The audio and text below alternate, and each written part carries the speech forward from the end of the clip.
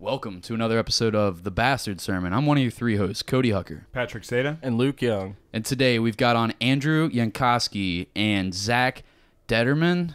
I fucking nailed that shit. Did. Give it up, boys. Yeah. My clap was for you not fucking up the read. Yeah. I thought I was going to ruin it because I had to say their names like 5 times, and now I've already forgotten. Now I just remember Andrew and Zach. It's all gone. That's it's all you erased from the need. memory bank. Pat has a quick announcement before we start the episode. So unfortunately, I gotta fucking work tonight, so I may not be on the episode that much. Just a heads up. Anyways, continue. That's it for me. Yeah, he might have to run out randomly in the middle of Multiple a story. times. I Fuck might it. come into the conversation right where in the middle you guys are talking about something just to say, what are you talking about? And make you repeat the whole thing. That's all right. That's all right. We'll work through it. All right, really quickly, Andrew, will you talk so the listeners know which voice is yours? Yes, I'm Andrew. Okay, thank you. And Zach? And I'm Zach. And he's Zach. And you guys are from the band Nithing, right? Yes. I wanted to have you guys on because most of the bands that we have on are a lot of like Pat's former friends and musicians and stuff like that. A lot of like metalcore, deathcore people, which fine. I mean, they're all cool bands and shit and good people to talk to, but none of the music that I listen to, I don't know anything about it. But I've seen Nithing play several shows at like Yacht Club and I think Urban and a couple other places, and every time you guys crushed it, and I was like really excited that there was a fucking like black metal, like blackened death metal project going on in the Cincinnati area because I've been a big fan of that genre for years and shit. So I wanted to get you guys on, fucking talk shit about your upcoming album and some other shit. It's the only thing you can do is talk shit Yeah, about it. that's There's about nothing it. good about it. Yeah, Really dude. not. Cheers to Super that. dumb. How long ago did you guys start this project? Like 3.5 years ago. Yeah. And you guys have just been, did you get right out on stage and start playing shows right away? It took like No. 9 months. So he moved down to Cincinnati Like Actually, August 2015. the day before my 22nd birthday. So that was pretty cool. So basically my birthday is Nithing's birthday. Hell yeah. And then pretty much right out the gate, he and I started just working on stuff we had from, just over the years of playing guitar because we went to school together For our a freshman year year. of college. Up in Michigan. And so, yeah, I had a year of school left to go. He had just graduated. He moved down here, and then we just kind of started getting into the shit with writing. And then, yeah, about May of 2016, we played started playing out. We played our first show at the Whitler House, and then I guess our first real show at Backstage like a week later. Yeah. Rest in peace. Excellent, excellent. Rest in peace, yeah. That was such a fun venue. We also I love played, that place, their, man. We also played their last show. They had like this weekend, 2016? Yeah, it was still 2016 Yeah. November, 2 days. We played the first of the 2 days there of the last backstage shows. So Did you guys know what kind of project that you want to start right away? Like when you started like forming this band, where you were just like blackened death metal for it sure? was Yeah, when pretty we- much Yeah, when we had been up at school in Michigan our freshman year, we kind of like wrote some riffs and some songs and stuff, kind of like a precursor project. And then he transferred down to UC, and I transferred to another school, but we stayed in touch. we and, met up like once or twice a year yeah. and we jam. And I mean, when I first met him, I did not know how to play guitar. Like seriously, I had been playing for like 2 months. So we just kind of, as we would meet up throughout the years, just kind of show each other shit. And then he was just like, I graduate in the next couple of months. I think I'm going to move down to Cincinnati if you want to start a band. And I was like, let's fucking do it, man. That's awesome. And You that's- guys definitely must have felt something if you guys were keeping in contact to come jam like Yeah. once or Oh, twice yeah. a year, you know? Yeah, and I mean, I'd come down here maybe a year and a half before that, and he took me to a show at the Thompson House. And where I had grown up, the music scene there wasn't really great. So when I saw some of the bands playing there, I asked him, like, this is what your music scene's like? He's like, oh, yeah, there's like a ton of like death metal, thrash metal, black metal. And I was like, fuck yeah, I want in. Yeah, dude, there's a fucking super diverse scene right now that I wish had existed when I was like a little younger. Maybe it did exist when I was younger and I just wasn't getting out there. But Wasn't I feel aware, like yeah. maybe I wasn't aware, but like the fucking scene that's been cultivated recently around like the metal that I grew up listening to is fucking awesome because I didn't think that shit existed when I was a kid. I thought I was one of 4 people in Ohio listening to this shit, and I thought that I was alone in the world. And then you get into your 20s and find out like, holy shit, there's a fuckload of people listening to this stuff. Because then you right can now. start going to bars and That's you're true, like, yeah. wow, there's a whole world out there. Yeah, You just exactly. have to be able to drink beer to go see it. So you guys met each other at college in Michigan. Yeah. How did you guys discover the other bandmates? Oh, like down here? That was so we originally had a drummer who was no longer in the band. He just ran into him randomly on the yeah. street one day in Clifton. I was walking home from class and I see this guy in a like long hair coming towards me, and I like turn around as he passes. He's got a big dark throne back patch, and I'm like, Maybe. What's your name, man? And he was just like, it's Ronald. And so, yeah, from then the on most out, black metal's name of all Right. time, yeah, Ronald. Yeah. And then he worked at ADDICT. When I moved down here, he got me a job there. Nice. And our current bass player had moved down here like a few weeks prior from Toledo. And we started bugging him like, oh, you should come jam with us. You should come jam with us. And he's a jazz bass player, so he was kind of skeptical. Like, I don't know if I want to play with this metal band. But he's like, I'll try something different. And he came, and it really clicked. And we're like, fuck yeah, we got our bass player. And then I ran into Corey. Like, I ran into him at shows before. He also knew the previous drummer from, like, growing up in the Milford area. But, yeah, like, I ran into Corey at the Brass Tap when it was still Brass Tap. And I was just like, he sat down next to me. I'm like, what the fuck are you doing here, man? And he's just like, just getting a beer. And I was like, cool. Started telling him about what we were up to. And I was like, if you want to come do vocals. And then he did. And so we had him as a vocalist. And then once we parted ways with Ronald, We got him to fill in on drums. Told him we were looking for another drummer, but It just kept him Yeah. waiting, We just told- sitting on yeah. that drum we told kit. him the drummer. about a month later, he was asking us like, "Have you guys been like looking for another drummer? Do you have anyone in mind?" And we're like, "Look, if you can find someone better than you, we'll get him."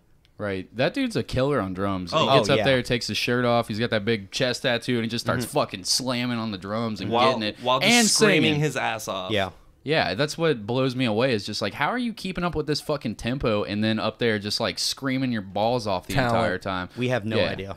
He's nailing it. Unadulterated talent. And you guys are playing real technical shit. I know that it's like blackened death metal, so it's not like straight up black metal, which is a lot of like very fucking just tremolo picking over and over again. But you guys are Right. doing a lot of like synchronized shit in a lot of your parts. Like you two were up there fucking doing some type of I don't know, arpeggio and whatever. He's playing in one key and you're playing another one, and fucking you guys are nailing it the entire time. And it's like real technical shit for like a black metal band, and it stands out, and I like it. I enjoy what you guys do a lot.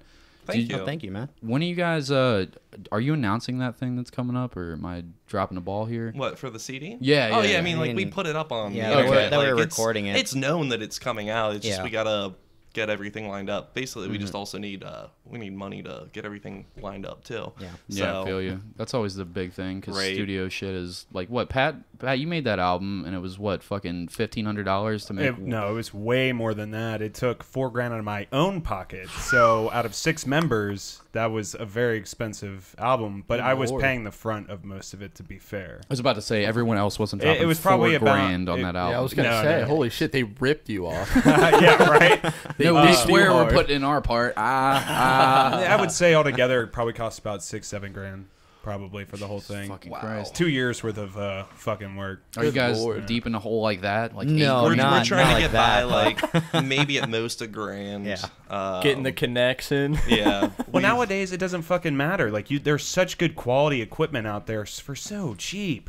For so cheap, you can just torrent all the programs and all that shit. So Yeah. you could just do it yourself. You And that's could- that's what we do nowadays. So, But you're paying for the talent of the mixing and mastering. and all yeah, that for shit. sure. I will say that paying for a good producer Yeah. is crucial. You can't just fucking record with someone that's gonna be like, oh, that, even if it sounds like shit, oh, I'll just let it go. I'll just it's what you want to record. Okay, fine. I don't care if it sounds like shit. You need someone that's gonna be able to provide their own ideas into it too, Yeah. because that's their name they're putting into it. Right. You don't want Yeah. a yes man.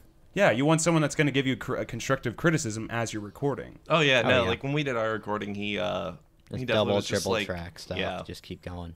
You guys do have the advantage of being a black metal band, so you could just fucking set up one Xbox Live speaker in the center of the room.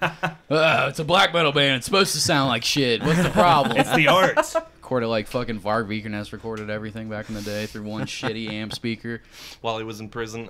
Yeah, making a shitty fucking synth techno Nazi pop, whatever he was making.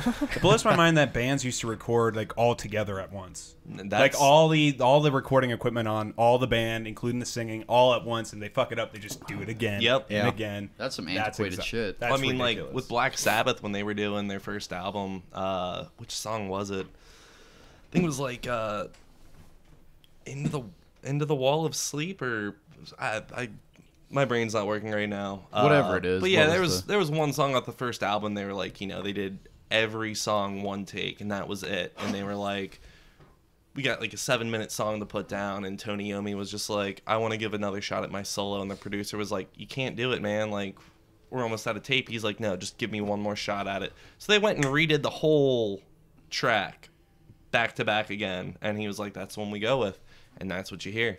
God damn. That's some fucking crazy shit to just have to, everybody's got to nail it perfectly right on the first go. And you've got a certain amount of tape. There's no deleting audio files. Right. Oh, yeah. Because they were It's doing on it wax. straight to tape. Yeah, that's fucking insanity. And that Tony Iommi was like, didn't he lose the tips of all of his fingers on his left hand like a couple months Well, before it was that his album? right His hand, right 'cause he hand was because he's a left-handed, but- lefty. Oh, okay. Yeah, his right hand. It was like right before he was gonna quit his job to focus full time on music. Yeah.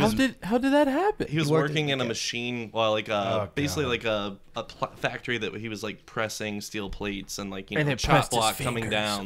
Yeah. As like on his last day, he's going and pushing this sheet of metal through, and like the thing comes down and takes off his fingertips on his fret hand. Can you imagine? Honestly, though, Fuck that that. could have been the best scenario for losing fingers. Well, yeah. So what they did was he tunes down his guitar a step and a half Yeah. to C sharp, and that's what we play in too. No coincidence, but and then he has a leather jacket that he still uses to this day, where he cuts out little pieces and sews them, like, you know, puts them onto thimbles like with super glue. Yeah. And those are like his fingertips, and that's what he does. Oh, that's awesome. That's metal. That's Yeah, really it's metal as awesome. fuck. Yeah. They said that it also like defines his sound, like does something to make it Oh, sound differently. Well, I mean, just the down tuning. The The down- was down tuning like that at the time. yeah, dude, it's nobody was fucking tuning it. Fucking And I think, uh, 1969, Well, it wasn't like, even let's- just with the down tuning too. He also used lighter gauge strings. Like I think he was almost using like banjo strings. Oh. Just something Just- lighter that was easier. So for him the to press tension down wasn't on. as bad on his fingertips. I bet it hurt like a bitch trying to practice. Like Oh. you're doing, like if you ever play those Black Sabbath songs, like they look like they're supposed to be simple songs, but you sit down and try to play like fucking Children of the Grave or something like that, and it's a little bit more complicated than you'd think because it's a lot of bluesy shit that you're not used. That I'm not used to playing because I'm used to playing like straight up like power chords, just really fast and moving around a Oh lot. yeah, and and he's shit just like that. riffing the whole time. Oh yeah. And he nails it, dude. And fucking just to imagine that he doesn't have his fingertips while he's doing that, and it made a whole new sound for a whole new generation of metal kids. It's fucking cool. It basically defined metal. Was that first fucking album by Sabbath? Oh yeah, for sure. Where it all came out of. Oh yeah. So when you guys started, did you guys have to be like, all right, you're gonna be the dude that cuts himself on stage, and then you're gonna be the one that eats babies, and we're gonna need you to kill yourself because we got to make a skull necklace somehow. No, I mean I think we're all way too drunk to plan that out. when we Yeah. started. Okay. So tragedy will befall you, but it's coming. It's not yet. All right. We You just gotta, was- we need it to was hit about that a level year of in, yeah. notoriety first. Yeah. you gotta establish a name for yourself before you start fucking cutting yourself on stage and killing each other. Okay. Right. Right, Maybe yeah. if you do it before you get the name, you get the mythos going. Like I heard he fucking killed his friend for a fucking he- skull necklace, dude. Heard he fucked a baby in the eye one time. Maybe twice, but Have you guys planned your first church burning yet? Is there a go-to for the first one? I'll help fund it. Just urban. just urban. Just making up mean, fictional form- stories here. We're not actually making terroristic threats. All right, that's all a joke. Listeners, police, anybody that's Maybe. gonna be listening to this later. Oh shit. Okay, so how many tracks is this new shit that you guys are putting out? Do you have- Seven Yeah. tracks. We're doing three off of. It's three, right, Zach? Three off of Yeah, the yeah, demo. 3 off the old one we did, and then 4 new songs. That's fucking awesome, man. I'm excited to see when it's going to come out. It sounds like you guys don't have like a defined date, but hopefully in the yet. next couple months, whenever you guys get some money together and Probably shit. like by summer, hopefully. Yeah, like June, July. What type of Oh, yeah. upcoming dates do you guys got? So we've got the Show next week at Northside Tavern with Cough and Dust and Valdrin. and that's April 3rd. Free show. Should be fun. Northside Tavern. And then about a week later, we're playing in Louisville. With, Yeah, that's April 13th in Louisville. I don't know the venue right now, but it's with Well of Night. Well of Night from Dayton, good friends of ours. Volcandra. They just played at Northside Yacht Club a few weeks ago. And then a band called Oubli- Kerr, also from Kerr, I like that. yeah, like Yeah. KUR, and then Oubliette. Oubliette. Yeah. Yeah, or Oubliette or Oubliette. Yeah, I think Oubliette. It's French. I didn't take French, Right on. so It's like Gojira. yeah. Yeah. Gojira. I gotcha. So that upcoming show's our dude Will Finer show, right? The Transplant Production show? Yeah, the one in The one- Northside is yeah. yeah. Yeah, that's a solid fucking show. We've had that dude Everybody on, go follow Transplant Productions. For and real. follow yeah. Nithing. Yeah, for sure. Follow Transplant Productions first. Yeah. Nithing if you have the time. I wouldn't worry about it. Yeah. Will's a solid dude. He was a good guest, and he sent a lot of cool people our way. So really appreciate that, dude. Shout out to that motherfucker. If you We guys had him haven't drink checked some out. weird shit for charity. Saw that. Yeah. That dude's good at just coming up with weird shit to do. Because On we the were fly. like, what are we gonna do for this episode? Like, just not even. We don't really think about it. We just get on the mics and start talking, kind of like we did today. And he was like, a week before the episode, he puts up a post, and he's just like, we're gonna do a whole competition for charity to try to get you guys are gonna try to show me fucked up videos and If I beheadings, puke. and if I throw up, then I'll donate this much money. And I was like, this dude has a whole fucking plan to promote and shit like that. Like, I don't. Come Well, I in mean, here with that's- an ulterior motive. That's his job. He's a promoter. He's trying to, Yeah. But then grab Patrick the gave him attention of like people. a very caustic drink. Oh, yeah, it on was top like- of it. it was was a like stick melted of butter and hot sauce sriracha and what Yeah, else? pickle juice. Pickle juice. Oh, It's just like a Sold out my- microwaved milk. Oh my god! I was- Microwave and then that's curdled. let it- Oh, it was straight up. bad. let it sit for like half an hour.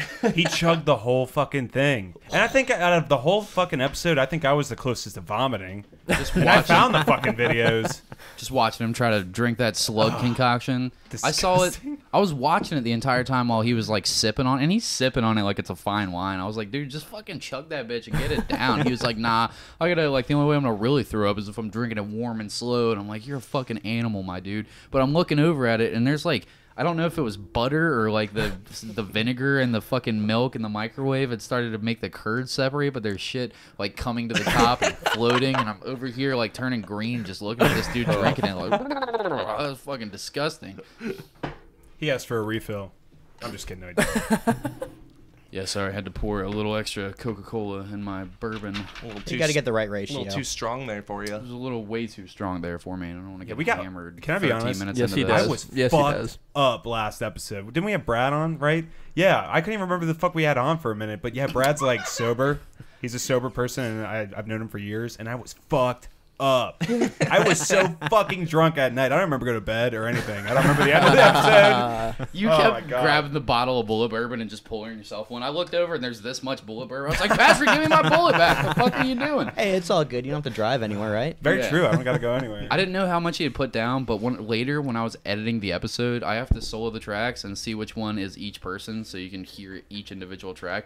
And Allie's laughing her balls off right now because we get the Pat's track and I go to hit play on it and I'm listening to the episode and I was like, wait, I wonder if I could see how drunk Pat got through the episode because you could just hear his track. So I go like to the end and just like solo his track and hit play and he's just like, like they're like fucking like slurring his face off. I mean, it was man. great. You didn't come across like an idiot. I listened to the whole thing and it turned out fantastic. But I was so like, fucking funny. you were obviously drunk the entire time. You know, we watched just to let you guys know what we were watching at the end of the night. We watched some fucking dude masturbate to his grandma in front of her. It was very fucking strange. What are you doing? You guys want to see the video? You should Put it pull up, dude. Yeah, sure. They have a look on their face like they want to see the video. It's pretty You fucking can uncomfortable. do it. I know you can. She's just like cheering him on while he's just going at it in front of her. It is unfucking comfortable. Shout out sure. to Jack Griffin for sending us this shit. I gotta go into my messages and find it real quick. Give me just a moment, boys. Jack Griffin, your if you're time. listening to this, let's see what we can do to get you and Black Collar back on, buddy. I'd very much like that. Keep the conversation going, Luke. You professional broadcasting fuck. I gotta pull up a message with some Yeah, feel- How uncomfortable did you shit in it. how did you guys come across Wolfiner? Just because he moved down here. Yeah, he knew what the Loose Loose Boys, Absentia dudes yeah. from Missouri, and he came down here and started promoting his shows. And it was a really opportune moment for him because it was kind of this dead period right after the backstage had closed down, and then Rakes Ended closed down, and there wasn't really kind of a home or a main promoter for metal shows. So it was kind of just he In kinda- disarray, just hanging Yeah. there. Yeah, just Yeah, like he we really really kinda- we picked up house shows. We picked up shows at Rakes End. Yeah, we we picked up played some just weird shows. some random shit. Like But he really kind of filled the vacuum here and really helped reestablish the metal scene and kind of made it cohesive yeah. again. Definitely brought a lot of networking into the area too with out of town bands. So That's it's- awesome. Yeah. Yeah. No, he's doing a phenomenal amount of work. He's such a talented individual. Yeah, I hope he doesn't hear me say that though, because I don't want to make him think that like I like him or anything. Yeah, that'd be fucked up. Yeah, that's stupid. I don't like that guy. Oh no, we gotta close out the other obvious porn so we can play this porn. Oh no, it opened up bigger. Don't remember you just gotta play edit both. this shit again. Yeah, I've had to edit it like every We've played porn every episode for like 3 episodes straight now, and I've got to like edit the fuck out of this thing now. Like, I got drunk and pulled up gay porn on one of the things because somebody mentioned Brian Silva, and I was like, all right, well, I got a video of him getting his dick sucked, and then he's a gentleman, so he sucked his dick back, and then I pulled that up and forgot about it, and then I uploaded it to YouTube, and then fucking like days later we're doing a podcast, and Luke's like, you took care of that, right, bud? And I was like, oh, fuck, we're about to get our whole channel pulled down real fast. That's gonna suck. All right, guys. So this is called Unforgiven. Did we already tell you what's going on here? Yeah, dude's masturbating in front of his his grandma. Yeah, It's way better when you just see it. jerking Though. his meat to his grandma. Now try not to pop a boner here, but You if you have to do, pull it out for the remember camera. What they did to you was the sick kind of love. God. So was it normal, Mom? The video starts off with the dude just filming his shoes, and you can hear this old lady talking in the background. No. No, when I loved my children, So hot. I would hug them and give them a kiss and tell them that I love them. This dude's getting rock hard. He's getting hard as a diamond in an ice store. I'm like, oh, you love your family, Grandma? Yeah, he's rubbing his fucking dick. I mean, it's just disappointing. It's not showing anything right now. No, you'll see it. And how could you not with that sweet, loving grandma voice? You could smell fresh baked cookies in the I just wafting love from the my kitchen. grandchildren. I give It's them the a hug epitome of and a kiss. sexuality. That's what she said, dude. It's so fucked up. Well, let's see what happens. I would Oh, it's a big black praise penis. them Look at for all that. the things that they did. I wanted them to feel proud of themselves. She's not And even they are. looking. It probably happens a lot. That's probably why. It probably happened. This is not the first time. I mean, this dude's not only ballsy enough to pull out his dick in front of his grandma, But it's just he another- masturbates and then he fucking videotapes it. And she doesn't even look impressed. It's just And then another he puts it Thursday for online. her. Are you impressed by that cock? Is that what you were saying? You were like, she's not even impressed by his dick. No, I mean, I'm right just there saying from that she's angle. not shocked by it. It's just You another. gotta acknowledge It's it. just another Thursday for her, honestly. This is one of 7 grandkids who beat off in front of me. All my grandkids do it. She What's doesn't even, the problem? She doesn't even care to act impressed. It's kind of rude. Arms crossed, legs crossed. She's not even looking at it. She's No. kind of looking out Yeah. the window, thinking about Jesus. He's really getting a good jerk. The Thinking about achievements Jesus. that they did in life. Just like you, I want you. Now she's making eye contact and she pointing said at she him. wants him. I want I want you. to. Have we actually Is he listened to fucking what his she had to grandma? say? Yes, I've been trying to this whole time. You Let's- guys think he's smashing? She says in the beginning, I love all my grandchildren. I give them a kiss And a and hug. I give them A hand hug. job. Yeah. And then it started off from there. Okay, let's actually hear what she's saying because the last time we didn't even listen to it. To Let's- be proud let's of listen to yourself it. for Watch the 'em. achievement, that huge I'm trying to just make eye step contact with you, Andrew. that you took Daddy, slower. in their life. Mom, what if this is me? He was like wagging his cock at her, like just pulling it back and just wiggling it at her. It's not hi. you. It's not fuck? you. It's not you, dude. Put it away. Oh no, it's getting the. All right, I'm starting to get sick to my stomach. It's starting to get the. You can hear the pre-cum building at the tip. Let's keep watching though. I mean, I'm getting sick, but I'll throw this up. I mean, there's still 5 minutes left to go. Like, what's going on? Sounds like a boot caught in a mayonnaise jar. Spot on. Jesus fuck. Holy shit. And he's like edging too. He's like getting there and letting go of his dick and just. It's not you. Jesus fucking Christ. You think she can hear that, or is her You hearing are gone the- out? You from know old she age? can hear it. Yeah, You she can have hear it. so She's much ignoring it. potential. That's why He she's has talking. so much potential. And it's not Oh, he's building up now. the way they taught you. Mom, Mom. How did they He teach just him? stops. He's like, oh, I gotta put my dick away. Look at the. Hold on, pause. The picture of Yeah, Christ and his mom right in the background. beating off in front of grandma and the fucking grandfather clock in the picture of Jesus and the Mother Mary. Man, this is The fuck happens to you as a kid? Why are you fucking jacking off in front of your grandma, dude? Hey, odds are if you have a big old picture of the Mother Mary and Jesus that big in the house, something weird's going on. Something else is getting real big. maybe Graham's hotter without the purple sweater on. I don't know, Pat. Let me see them Saggy titties. liver spots, girl. She's got some big mushy perps. Couple. Oh, he pulled it back out. Fuck. He's gotta get the sack That's out. what they did to you. How's he gonna finger his gooch just right with it? He's gotta readjust. Get the camera angle right. And I want you to get help.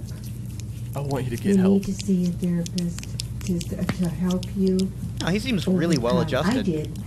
Oh my You god. did? And why does his dick look purple from like 'Cause the lighting that we're at? Is it actually purple or is that just shadow? He's got a dark dick, Andrew. Or What do you mean? Maybe he's just like beating it so hard that it's bruised eternally.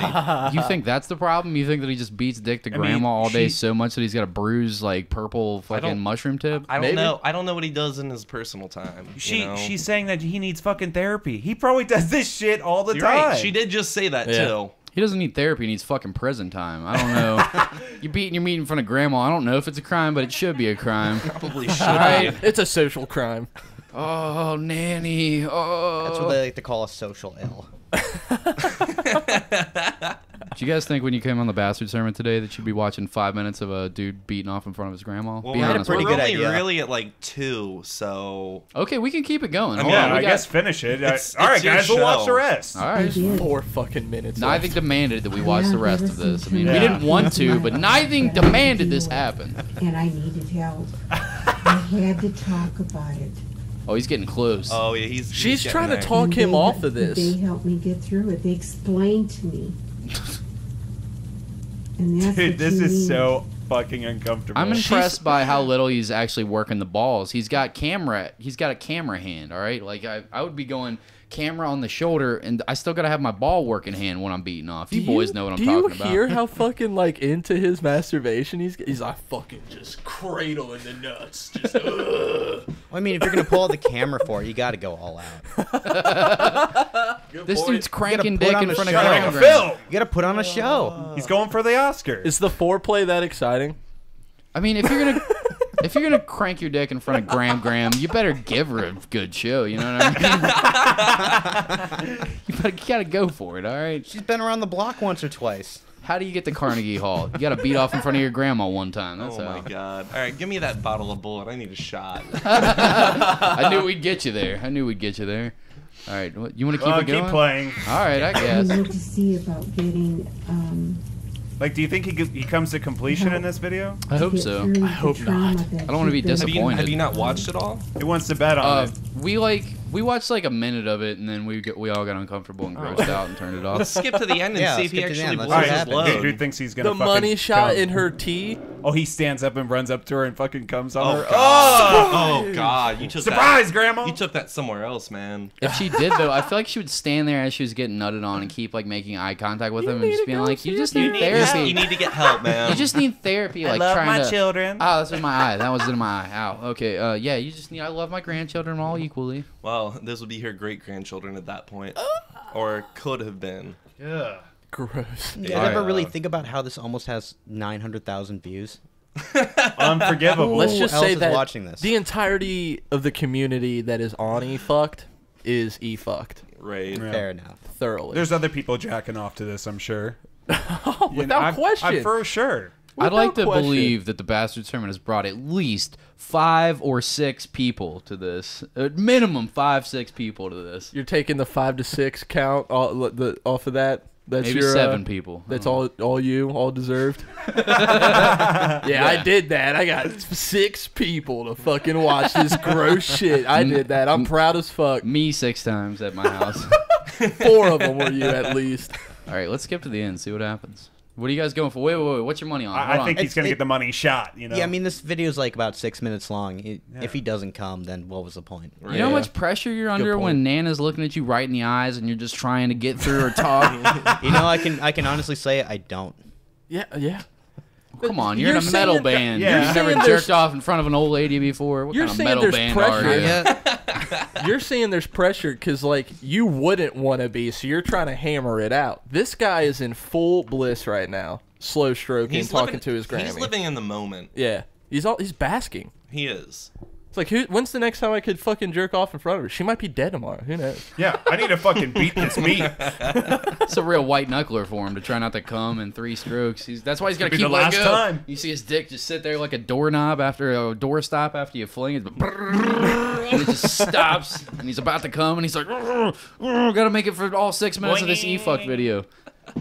All right, what's your guys' money on? He definitely comes. I think Oh it is. yeah. Zach's yeah. got he's coming. Oh yeah. Coming, Oh, Patrick. he's for sure coming. Coming, but my money's on where?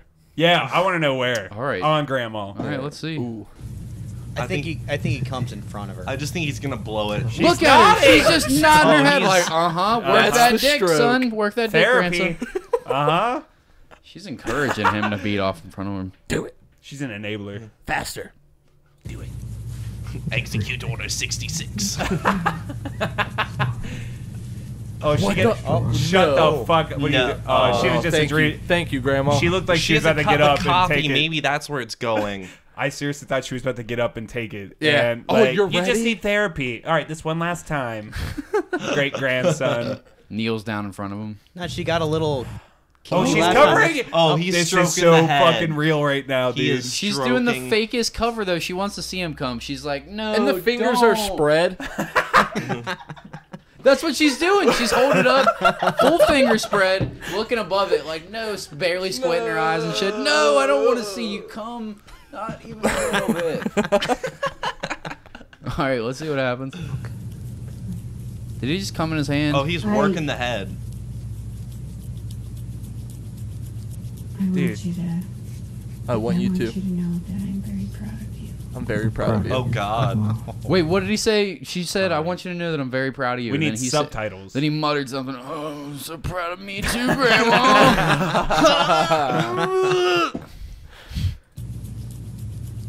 I want you to. I want you to know that I'm very proud of you.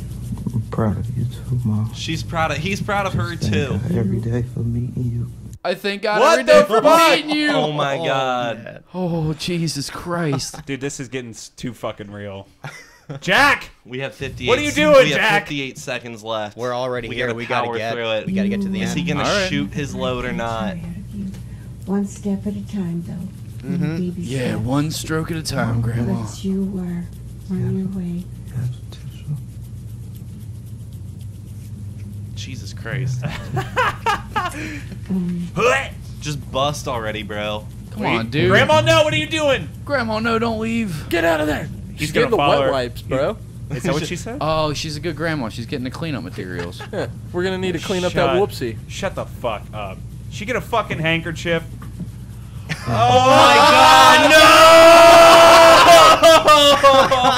no!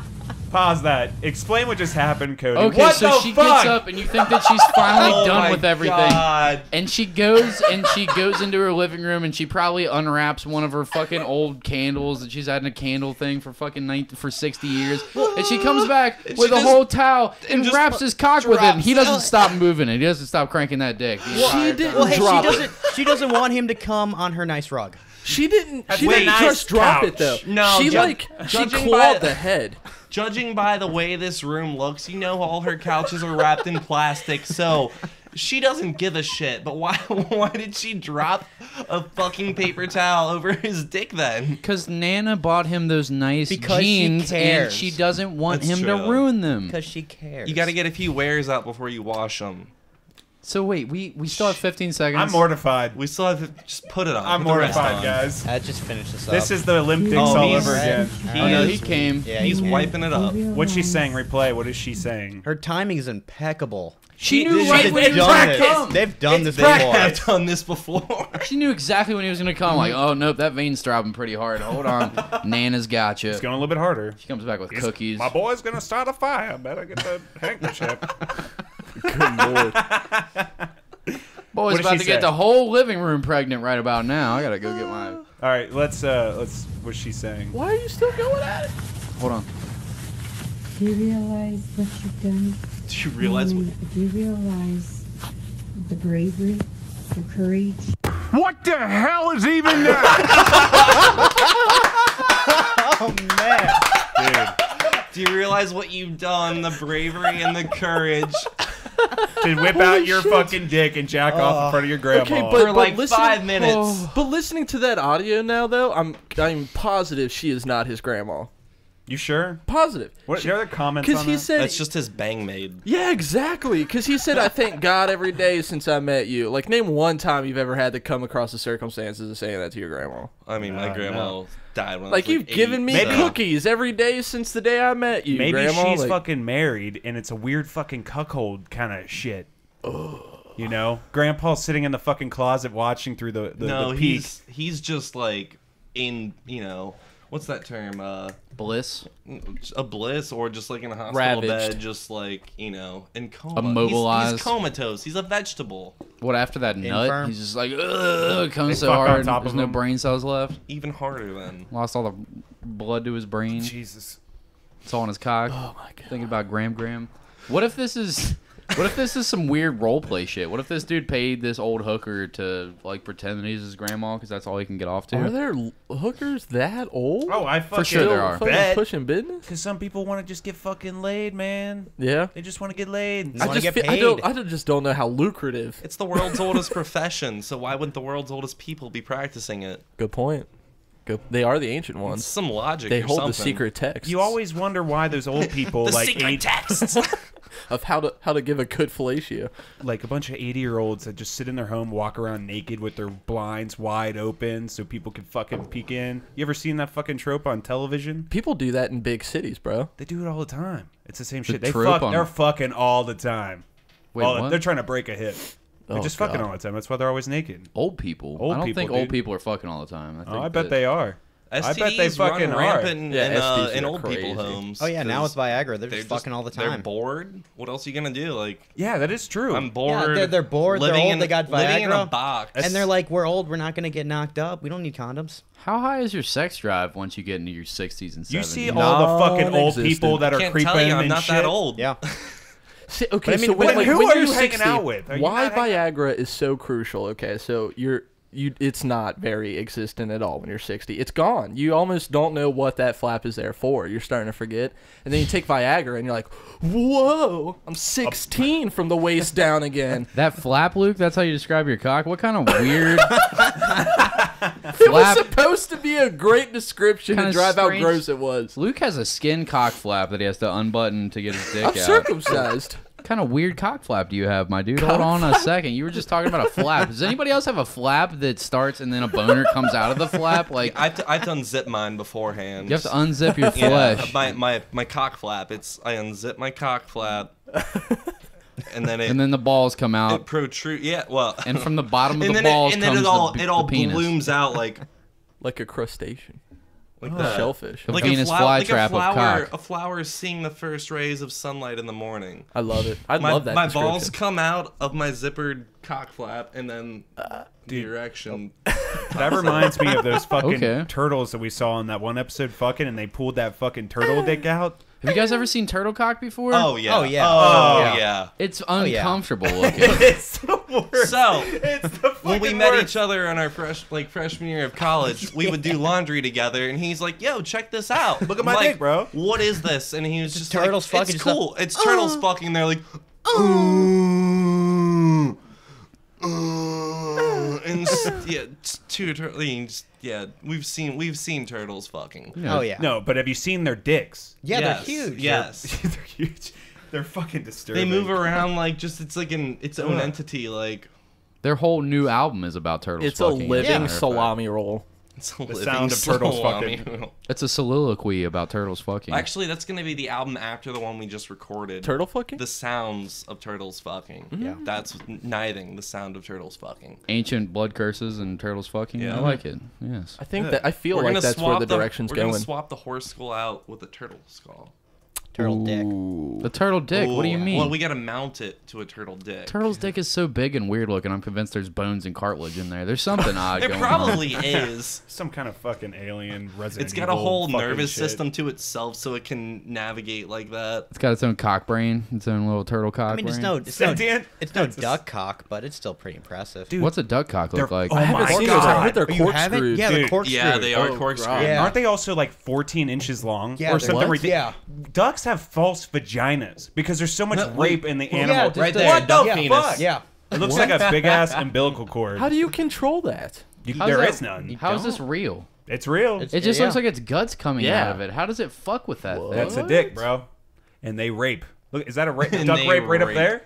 That's a duck rape right there. What the fuck? Is that its dick all curled up, or is that? That's a dick, that has bro. to be its dick. What else is it? It looks like a fucking uncooked piece of macaroni, dude. That's what I was thinking. Or It like looks a Funyun.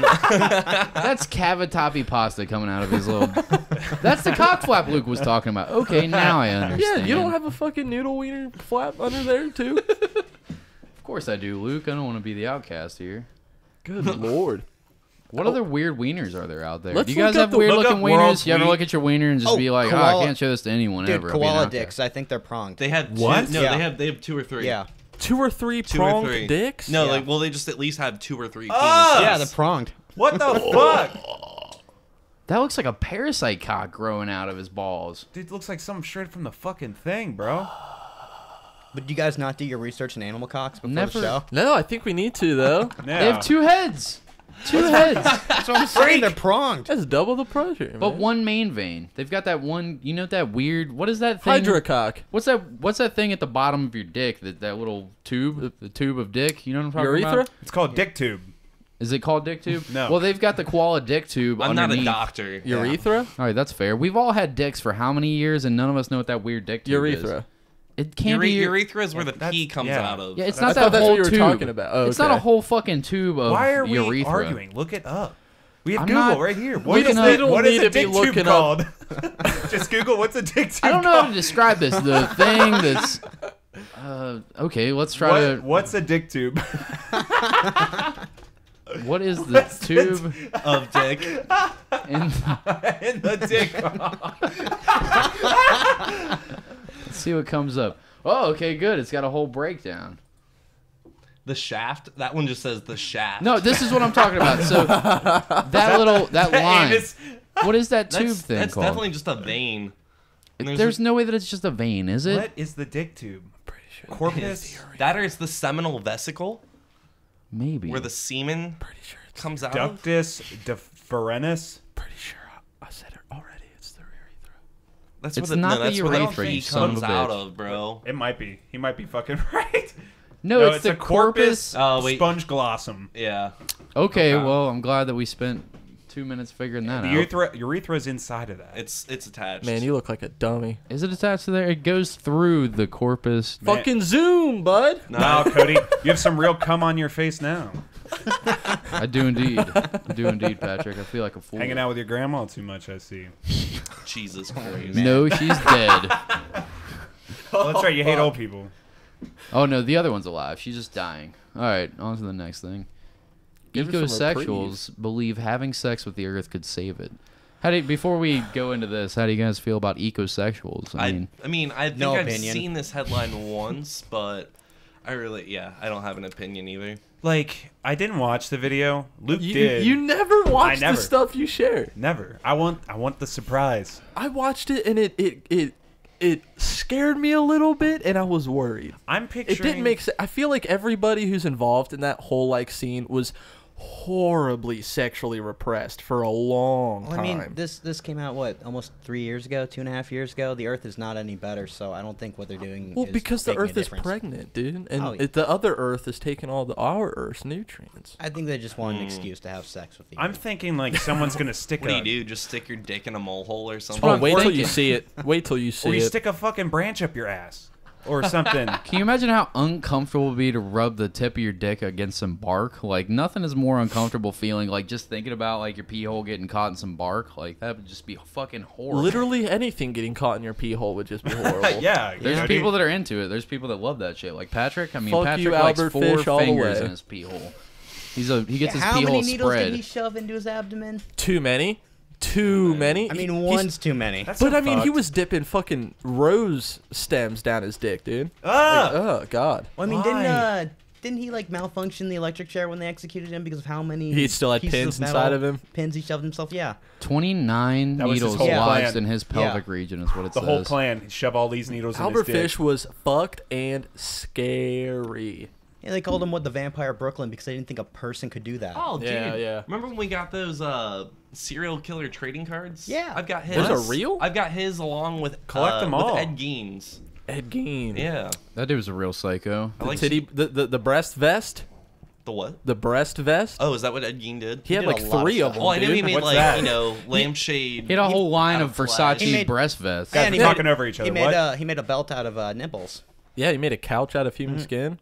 He had all kinds of fucked up shit. Yeah, He would kill women who resembled or reminded him of his mother, strong, firm women, and then he would take them back to his farmhouse and kill them and He's skin the them. dude that Norman Bates and the dude from the Texas Chainsaw Massacre is Are based on. off of.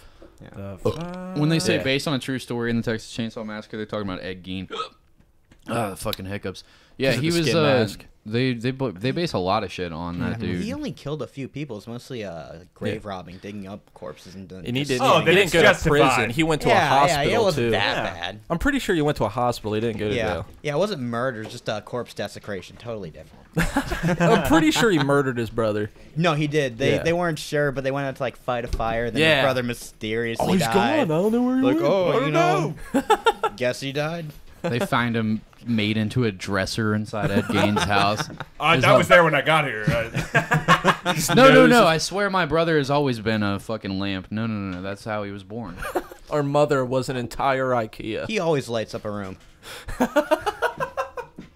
Yes. The cold dead expression on his face. Speaking of cold and dead, necrophilia is so fucking fucked up too. Yeah. What the fuck? You digging up dead bodies that are like half decomposed, and you're sticking your dick in their soft, mushy, rotten vaginas or whatever fucking hole is there. You just stick into their soft, fleshy stomach that probably pops a hole in it. I Ugh! don't know. I feel like most necrophiliacs these days exclusively work in like Morgues. Yeah, morgues. Like I don't think like many of them are going out to actually dig them up anymore. But like they're definitely sneaking into morgues for sure. That is more thought to a necrophilia than I've ever put into it. But What? well, I mean, you're very descriptive. That's about what I that. was That's because thinking. I'm sure it's fucked up. I was like, Pat's fucked a corpse or two.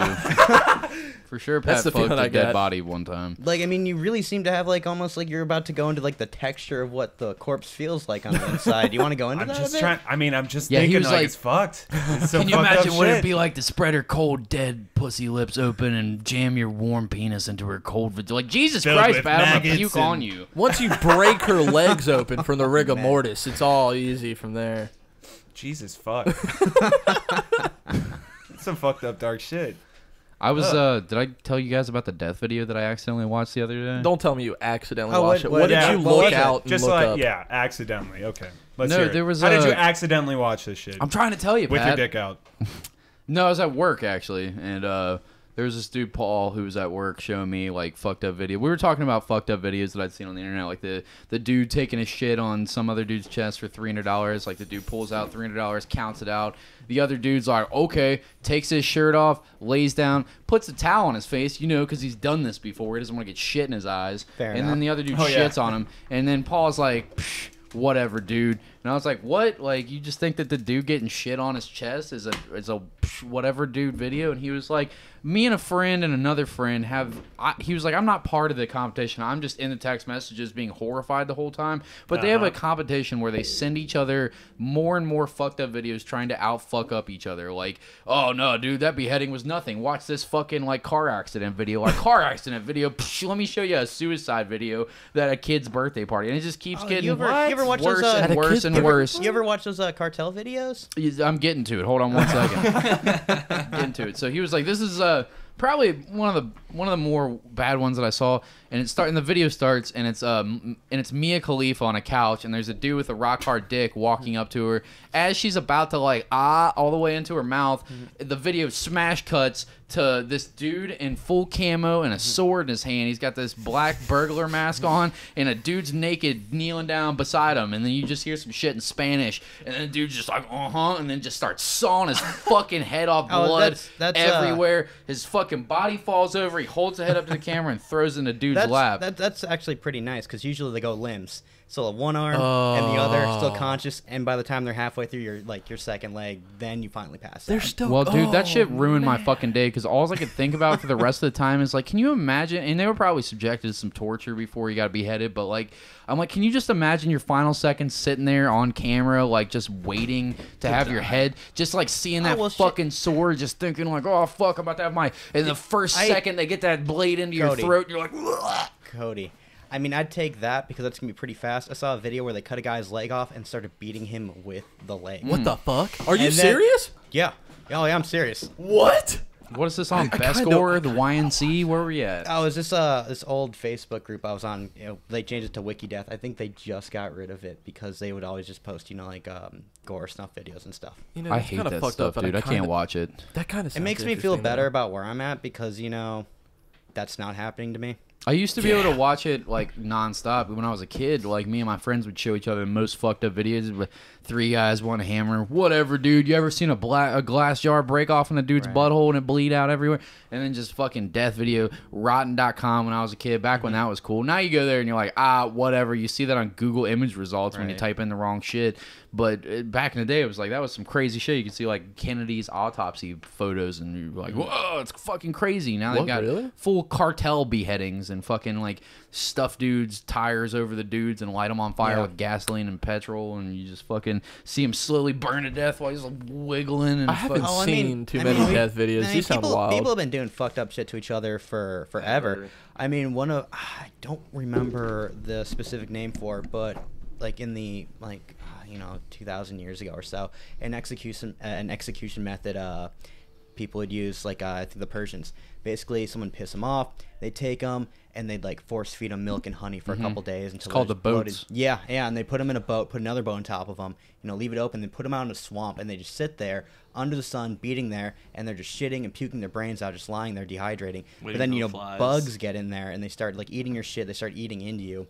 And they'll just let you sit out there and basically rot in these boats under the sun. And the worst part is they would finally die. They would pull you back in, and then they would keep feeding you every day. They would continuously feed you milk and honey, specifically things to make you shit your brains out and make you sweet and sticky, and cover your body in it and stuff like that. Just to attract more flies. And your arms would be hanging outside the boats, and your legs would be hanging outside the boats. Or the brazen bull. Have you ever heard of the brazen bull? I mean, like the legend is like the guy who made it was the first victim of it. Yeah, the Judas chair really fucked me up. First finding out about that one. What's the Judas chair? If I'm not wrong, the Judas chair is a chair with a hole in the bottom, and there's a large spike underneath. And there's like no bottom. You basically got to like hold yourself up as long as you can until you split. Just fall into it. Yeah. I remember being like 8 or 9 years old and going to the Renaissance Festival and going through the torture museum thing, and it saw like the Iron Maiden, and I was like, okay, that's whatever. I think I saw the Judas chair, and then you see the Iron Maiden and like or not the Iron Maiden, the rack. The rack was really fucked up because they would just crank it one click at a time and just pull and your ligaments apart. Just let you sit there for a little bit, and then you like adjust a little bit, and then they crank it again. And then they just let you sit there again, and then they crank it again until you just start breaking apart sinew by sinew. Oh, I mean, and then you think about how fucked up crucifixion was. Crucifixion was fucked. I mean, when they tied you there, it's like you slowly suffocate. You could hang up there for days before you finally died. Oh, yeah. I think, I forget what it was called, but I had seen like this long documentary about when the Romans were fighting against the barbarians, that whole Spartacus thing, how they like lined up for like 100 miles, just a straight road of crucifixions. Yeah, like every of barbarians. half mile to send a message. Yeah, that was it. I mean, that's because he messed up, because he went back into the south of Italy, keep fighting them instead of taking off over the Alps to get into like Germania, and he would have gone away. But he's like, no, I'm gonna keep fighting the Romans. I got this shit. They still do fucked up shit like that. Like what's his name? Al Chapo had that on the way up to his secluded one of his hideouts. They would have people that were strapped to the sides of it was supposedly this big fucking winding road that went up the side of this mountain, and all along the winding road that you would go up to get to like El Chapo's house is on top, like some fucking Lex Luthor supervillain and shit. There's fucking people that are basically just tied to the sides of barbed wire fences, and like half of them are dead and the other half are alive but suffering to death, and they've got limbs missing, and they're tied up naked, and they've got fucking axes and knives in them and shit like that, and they're all just basically crucified like all the way up the entire fucking way. And this is 7 years ago, 8 years ago, something like that. Yeah. It's like, what the fuck, man? People are always going to be capable of some super fucked up shit. You always like to think of it as some, like, medieval shit. But nah, we're fucking cave people that are just with iPhones and shit. Just happen to be in civilization. There's society and rules, That's but it. there's... People are really complex beings, and there's a lot of darkness, I think, in everybody that can kind of pop up given the right circumstances. Yeah, I agree. When you I think you told me when the Romans were going into Germany. Oh yeah, they Like invaded they Germany would, in the It's Black Forest. They yeah, would, right after Teutoburg Forest, like right after Caesar died and Augustus took over. They're trying to expand, and they had some German guides, and like, yeah, we're gonna take you across this river, and we're gonna like fight these tribes. But it was an ambush, and they basically like slaughtered 3 legions, and it haunted Augustus till the end of his days because that was a lot of legions to lose for the Romans. Like they lost 3 standards. That was a big deal for them. But what they did was they killed them and they hacked them up and they nailed body parts to the trees in this woods. And the Romans didn't go back there for like 30 or 40 years. When they did, they found basically skeletons and like rusted armor just nailed to the trees. Oh, Jesus Of fucking these Christ. Roman soldiers' limbs. Like how much them is that saying, gonna fuck with you when Yeah. you go back there? I would plant some like fucking voodoo mist stuff in the heads, like the fucking demons. Yeah, like are like there. I said, they didn't go back there. Yeah, They I didn't try would. to expand for another 30 years. It was basically a generation before they tried again. And you have to imagine how people killed each other in those times. Like, it's not like even the most recent like wars and shit like that where people are getting killed from a distance or very And it was quickly. right up- It's up close and Oh yeah, personal and I mean, with swords. and even with like the Roman swords, the like the swords they had, they were only about like 18 inches long because they were just for quick stabbing. They weren't like these big swords, overhand like slashing and stuff. It was Talk just about get close, PTSD. stab in, yeah. Yeah, seriously. Oh, I don't know. Fuck I that. feel Well, like that wasn't a thing until like maybe like Yeah, I the was last gonna 10 years. say. That didn't exist until Yeah. 10 years ago. Yeah. It existed. It just No. fucking wasn't. No, fake news. That didn't exist until 10 years ago. It was just shell shock, They'll be fine. Yeah, they'll be good. Give them some They whiskey. got over it, okay? I can't imagine. Like, have you guys ever watched Give 'em Game of some Thrones? whiskey. Give them a little bowl of bourbon. They'll be What's fine. Game of Thrones? So, if you guys have seen Game of Thrones, right? Yeah. Actually, I'm not. I'm not. You're I, fucking missing out on I the know. best show ever. I'm missing out on a lot of things in life, man. Well, spoiler alert. So there was the Battle of the Bastards, and like they based that shit off like Civil War and whatnot, and like these battles where there's like bodies, walls of bodies, and people just climbing over each other. Like, when you said imagine the PTSD, that's some fucked up shit if you think about how. Neither of you guys have ever seen the Battle of the Bastards scene before? No, I don't think so. It's one of the best, like one of the most cinematic war scenes of all time the ever in best. any movie, TV show, anything that I've ever seen like war related. It's so fucking brutal, and Not you real. feel like you're like it feels claustrophobic the entire time that you're watching it, and you feel like you're being swallowed by this because the main dude, you don't have to know the characters really. The dude's about to get fucking killed.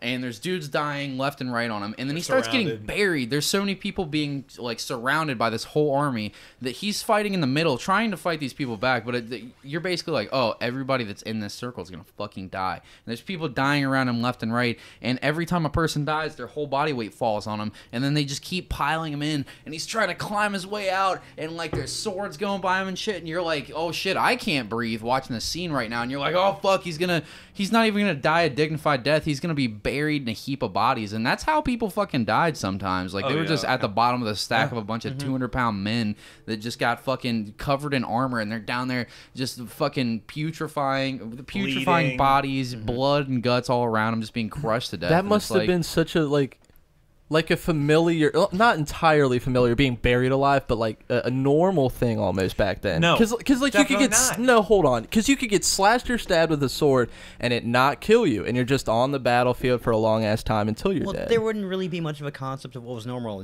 or normal Yeah. or not because war nowadays is broadcast. We see Yeah. videos, we see footage.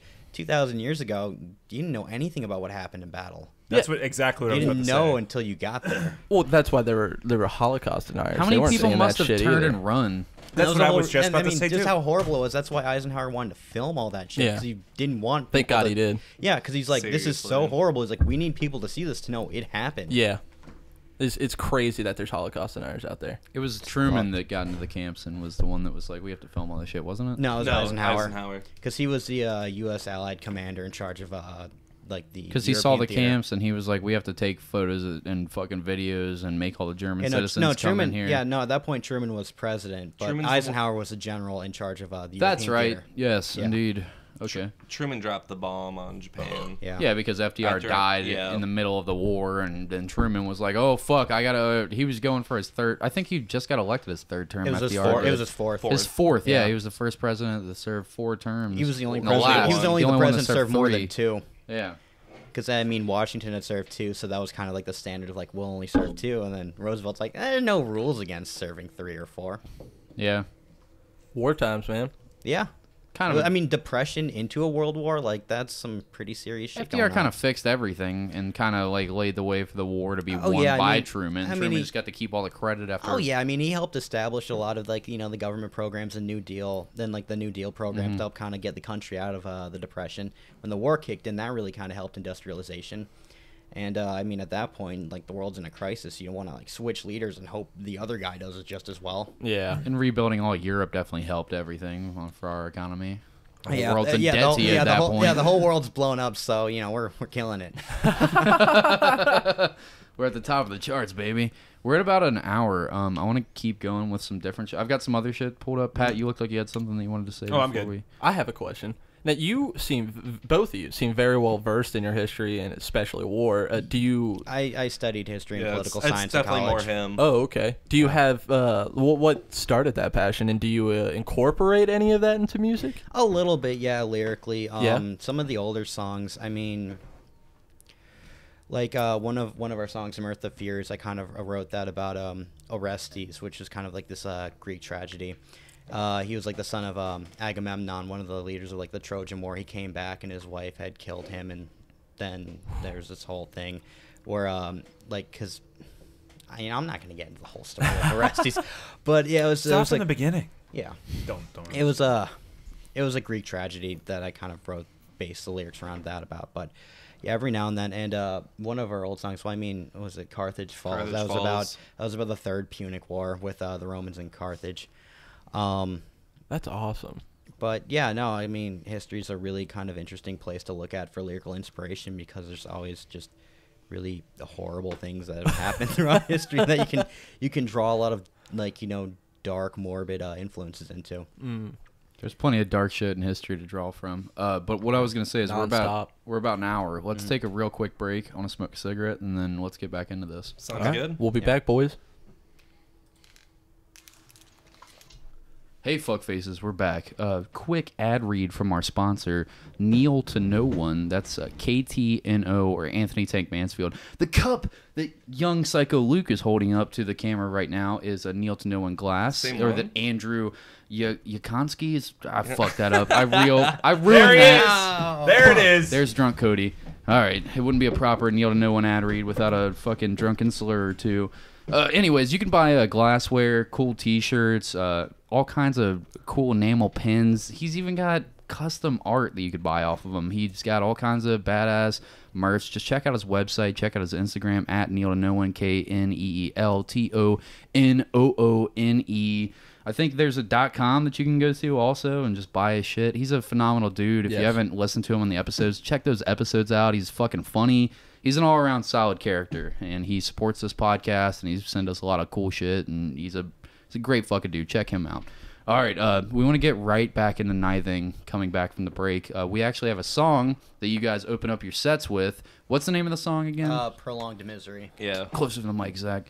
Prolonged misery. Wow, that was in synchronicity. Look, you could tell that they play in a band on stage We together. planned that together. Wow. And you didn't talk about it with the mics off, so that was some No. fucking real mind, like, brotherly band shit that's going on. I mean, right we there. got to We play don't guitar wanna- together. And, We don't want to get into that either. You got to just be able to look at each other and be we like, do is your have a dick rock mental hard right link. now? Yeah, my dick's rock hard. Want to go, beat off in front of our grandmas. We're going to do that right now. No, we just do Should it. clean your cum, bro. We just beat each other off. Yeah. Just real quick because we're like, with how fast we play guitar. Oh, yeah. Takes about 20 seconds. Yeah, it's real quick in and out. It's a jizz show. But yeah, this is Prolonged Misery. All right, we're going to do about a minute of it. This is 40 seconds in, so there's an instrumental part, but we wanted to jump about 40 seconds Yeah, it just in. skips the intro, then to the part right into like the vocal And part. this is on their demo, but this is the first time that you'll be able to hear like a mastered version of this song. It's not it's just mixed right now, but it's the new version, so When we it's- do think it's a bit better. When it's out, you'll hear it Yeah. mastered. Oh yeah. Okay, let's jump right into it.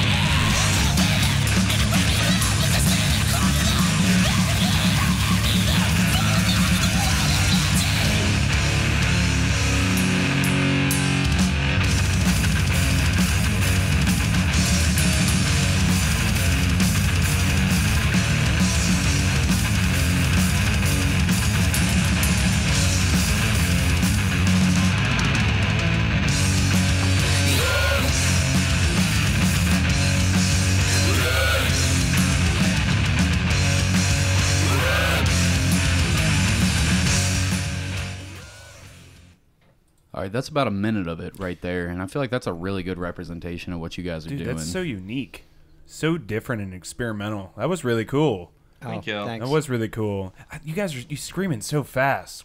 I think that's such a talent when vocalists can like scream and like do that shit really fast, because it takes a lot of hard work to fucking practice that shit, especially in the studio. Zach, is that all you right there? Or That was me and Corey doing that.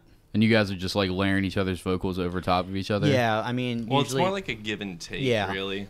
Who's doing the ones that's more like there's one that sounds more like traditional black metal, and there's one that sounds more like high pitched, like screamy. more traditional black metal would be me. Then the really high and really lows, that's Corey. Yeah. Yeah, that's really interesting the way that it switches back and forth, because you can hear an obvious difference in the vocals, but it sounds and like I mean that's kind of like a unique aspect we kind of wanted to go for, because a lot of the metal bands, they don't really kind of switch between two vocalists quite that much, and it kind of gives it like a variation that we like, because it does sound a bit different. Being able to switch between me and Corey, and we both have kind of different ranges in what we're able to do, so it gives it more of kind of I guess like a fuller sound of what we're able to do. It's a nice duality. Yeah. Right. That's a good way to put it. Yeah. I don't know what it is about like like the that look. shriekiness of like black metal vocals that have always attracted me to that genre. Like something about just the way that like that high pitch instead of like the real guttural lows of death metal. Like it's something about that like shriekiness that I fucking really enjoy in black metal vocals.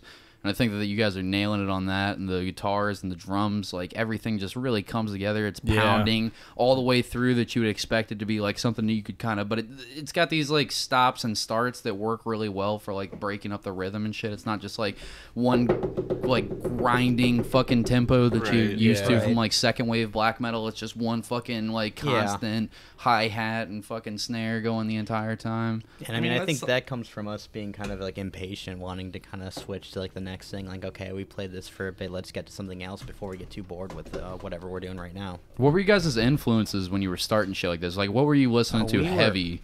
So like we've got a lot. I mean, like to real share, close to your mic, like, Andrew. Yeah. Oh, I'm really close. No, get you closer. want me to get closer? Yeah, Okay. yeah. So, Real close, Dad. Oh yeah, talk slow now for me. Now, Like just softer. just like what we were Let me listening tell to you. when we wrote that, or just like more in general. In general, when you started the band and as you've evolved as like artists, like what's I mean, We're- similarly, like he and I are probably the closest, like musically. Like we have Gorgoroth, we have Behemoth. fuck yeah, those are Fucking, I mean, like, dude, we spent an hour on my porch 2 weeks ago trying to get my fucking speaker hooked up to my Wi-Fi that didn't crash out.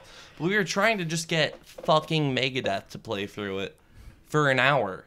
So we'd put on a song, and we're like, okay, cool, here's a song from Megadeth. and then about 20 seconds in, It would just cut out. switch. Yeah, it would stop, and then nothing, and then we'd get something like 20 minutes later. It would start in the middle of like another Megadeth song. So anyway, from that, we're just Megadeth is another influence.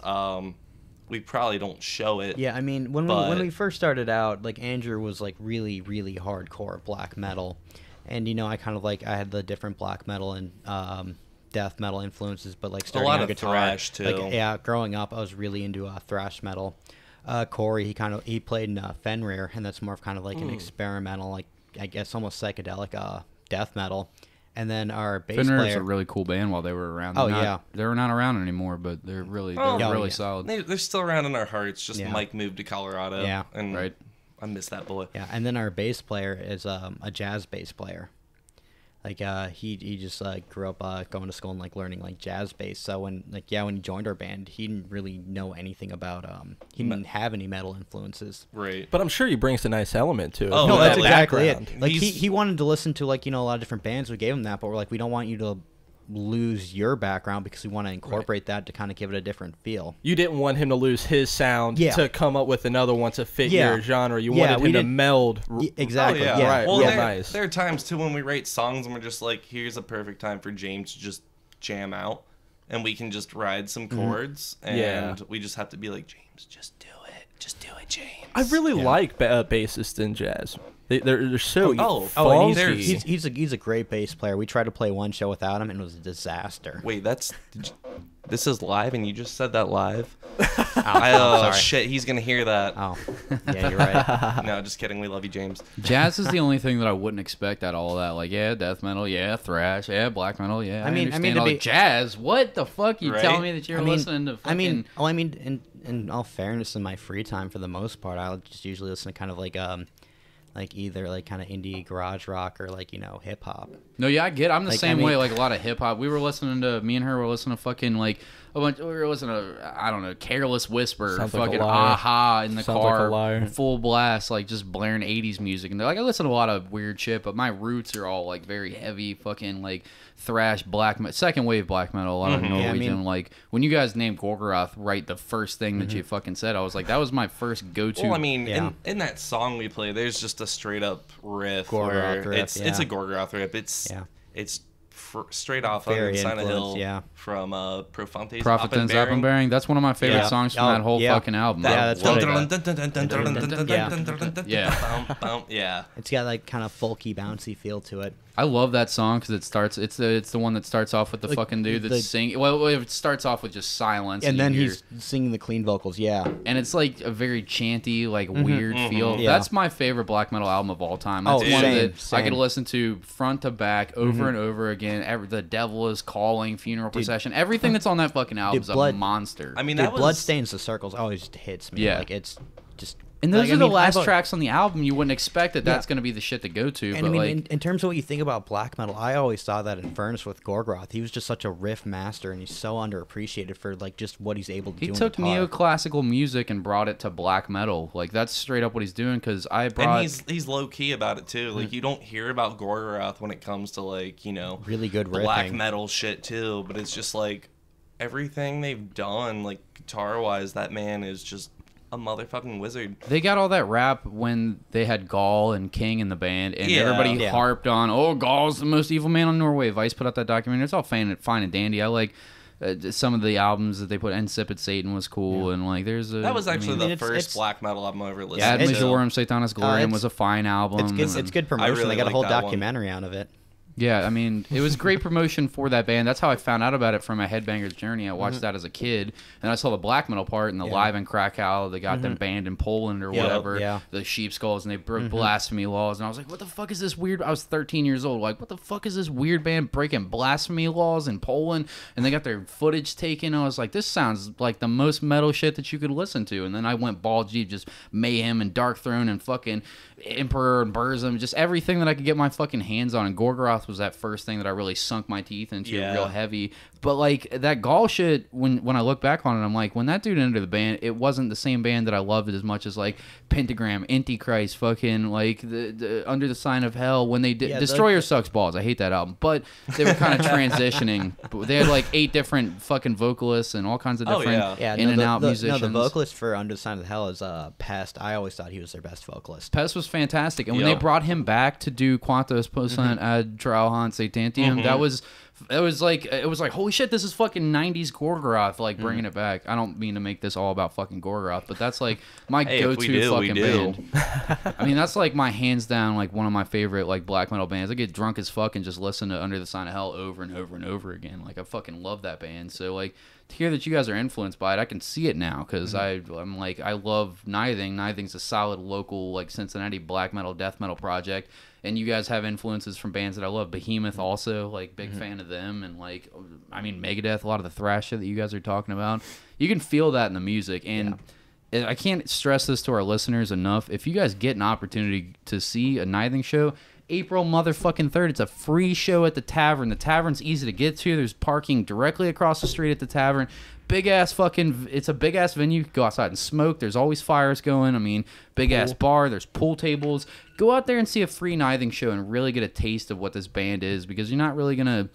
You'll hear it in the albums, and I'm sure when they release something, it'll be fantastic. But the real way to see these dudes are live. That's how I experience them, and I don't want to suck your guys' dick too much, like right in front of you or whatever. But I want to promote you solidly. We can do You it know off what I mean? camera. Yeah, Yeah, pull we your wait till balls off. later. I mean, Pull your balls off? Not off, out. I'll pull them off Pull 'em if out. you need me to. But you take that, yeah, man. we for that show on April 3rd with Transplant Productions, it's we play at 9:30. Doors are at 9. So Are you guys opening or where you at? yeah, we open. Yeah. It's a 3-band show. It'll be done by it's 12:30. Valger, and then Cough and Dust, which is like a death metal band out of Philly, and one of those dudes plays in Exhumed. If you're a fan of their shit, like, Yeah, Exhumed's phenomenal. Yeah, well, he's a live bass player. Yeah. And Exhumed. But yeah. And we were talking while we were outside on our cigarette break, talking about how you guys were like, man, I don't even fucking really know how Nithing's a thing at all anymore. And I'm like, what do you mean? What did you guys mean by that? Get right into that. Let's tell some stories. Bring that bottle of bullet back over this All way right, a yeah, minute. take a and, couple sips. I'll let you take the reins at first. Where do you want to start? You said when you guys were outside, you were talking about how you were saying. We can do summer 2016 if you really want to. Ooh. Okay, they already have a entire direction. summer. Let's hear it. Go right for it. You know, just start from the beginning of it? Yeah, you can. I'll let you take the Okay. lead on this. Once upon a time. So, once upon a time, In a land called Blash Creek. in a land called Clifton Heights, location was the Foxhole. We started kniving at the Foxhole. We had a dude who Ronald, Yeah. Ronald, the other drummer. He was drumming in the band. We get Corey in. There's another individual involved, and Corey is kind of seeing her. But yeah, he And then after our second show, she kind of flips dipped him over to Ronald. like Okay, hold on. Wait. Let's back up. So there's a girl involved. She's Right. banging one of them. right. A show happens, and then Right. she's banging the other one that's playing the show instead of the one that's not playing the show now. No, No, they're both playing the they're show. both playing the show. They're both in the band. Oh Corey's no! just doing vocals then. Yeah. But anyway, yeah. So then we play our second show. Skip a week. This chick's living with us now. Because we were living with Ronald. Ronald was one of our housemates, And like he moved her in. yeah, like so we had like 3 months of where we're just like living in the Foxhole and just basically just binge drinking for 3 months. Straight. Trying to forget the and- fucked up situation that's right in front of your face. Yeah. Yeah. Isn't that a situation that should be cleared with all roommates? Yeah, and it wasn't. Oh, it yeah, was no, not even well, clear. It's to just us. like her stuff's here. there was- like- there when she came in, the whole thing was, oh, she'll only be here a week. Yep. Of course. That's always how it right. starts, dude. Well, and then like we had another roommate too, who's actually named Luke. But he's like my best friend, and Is he a redheaded piece of shit? No, that no. takes He doesn't- psychedelics he 3 doesn't- times a week. he doesn't have hair. And So you I get you the brought, crown. You brought that up. But he is a very great chef. Yeah. Okay. Anyway, yeah, Luke had no idea, and I didn't. he was just like, "Fuck." Yeah, I was No, the only Luke. one home, and there's a knock on the door, and Corey's dropping her off, and she has all her stuff. She's like, "We'll only be here for a week." I'm thinking, bullshit. You're gonna be here for the next 3 months. Man. But yeah, so we had to ride that out for 3 months, and There were some other different issues going on underneath too, with a lot of binge drinking and a lot of substance abuse, and it's just like Like what kind of substance? You don't have to say any names, but what kind of craziness were you guys I getting mean, into? I was just doing alcohol abuse. just a lot of stuff, you know. Hard drugs, psychedelics. Well, the cat's out of the bag now. Does it rhyme with schmerowin? Does it rhyme with that? I won't. Blue plane. Is that a I hard won't. drug? I won't confirm or deny. That sounds like a positive HIV positive for heroin right there. I'm just kidding. HIV heroin. Nithing's never even heard of heroin. What? This was the first time that they've ever even experienced the word the fuck heroin is it? before. All right. I took it too far with the heroin joke. My bad. It was a lost direction. Everybody's I was like, where are you butthole going? sealing up. You drove us into a cul-de-sac. There's fucking no exit. So, anyways, back to heroin. But yeah. But I mean, yeah, basically. No, I mean like, actually, about- we like when we were doing all that as a 5-piece, we were practicing in this warehouse space down. Fuck, where is that? it was off of Central Parkway. Yeah, like right across the street from the Sam Adams Brewery. Yeah. There. The St. John's warehouse is what we called it. It's off St. John Street in Findlay. Mm-hmm. But yeah, we had a practice room there, and like the dude who rented that out at the time was just like, I guess, just Strong out. yeah, on heroin all the time. Mm-hmm. So Right on. that was pretty tight. What other kind of crazy, insane drama did you guys get into, like starting a band? Like, I could get it. This seems like normal, like shit to over, like life shit. Like, buddy's moving in a girl. Fucking, I don't want her to live here. This is fucking the band up. He's fucking. Well, I mean, it was also more the- than that. Like, well, I was gonna say you just go. like that. She lived with us the whole time too, and it was just like, you're clearly just a toxic environment, but you're here and the then- whole time. Yeah, and then while they had been drinking, like she had been with she had ditched the one member for the other one, started banging other members, you know. She was just homie hopping guys in were the just- house. So wait, those dudes were just cool with it, or was there like some underlying fucking like super seething hatred that was going on between the two fellas? Yes. Yes. There's It a was- lot of yes. just tension. Tell us about the fist fight Let's that hear it. broke out, because I want to hear that. I'm not. Oh, well- they didn't tell me about a fist fight outside, Well- but I guarantee you something happened. There was A no close, fist fight. No, there's no Oh, fist wait. fight. There was Pussies. basically the end of summer.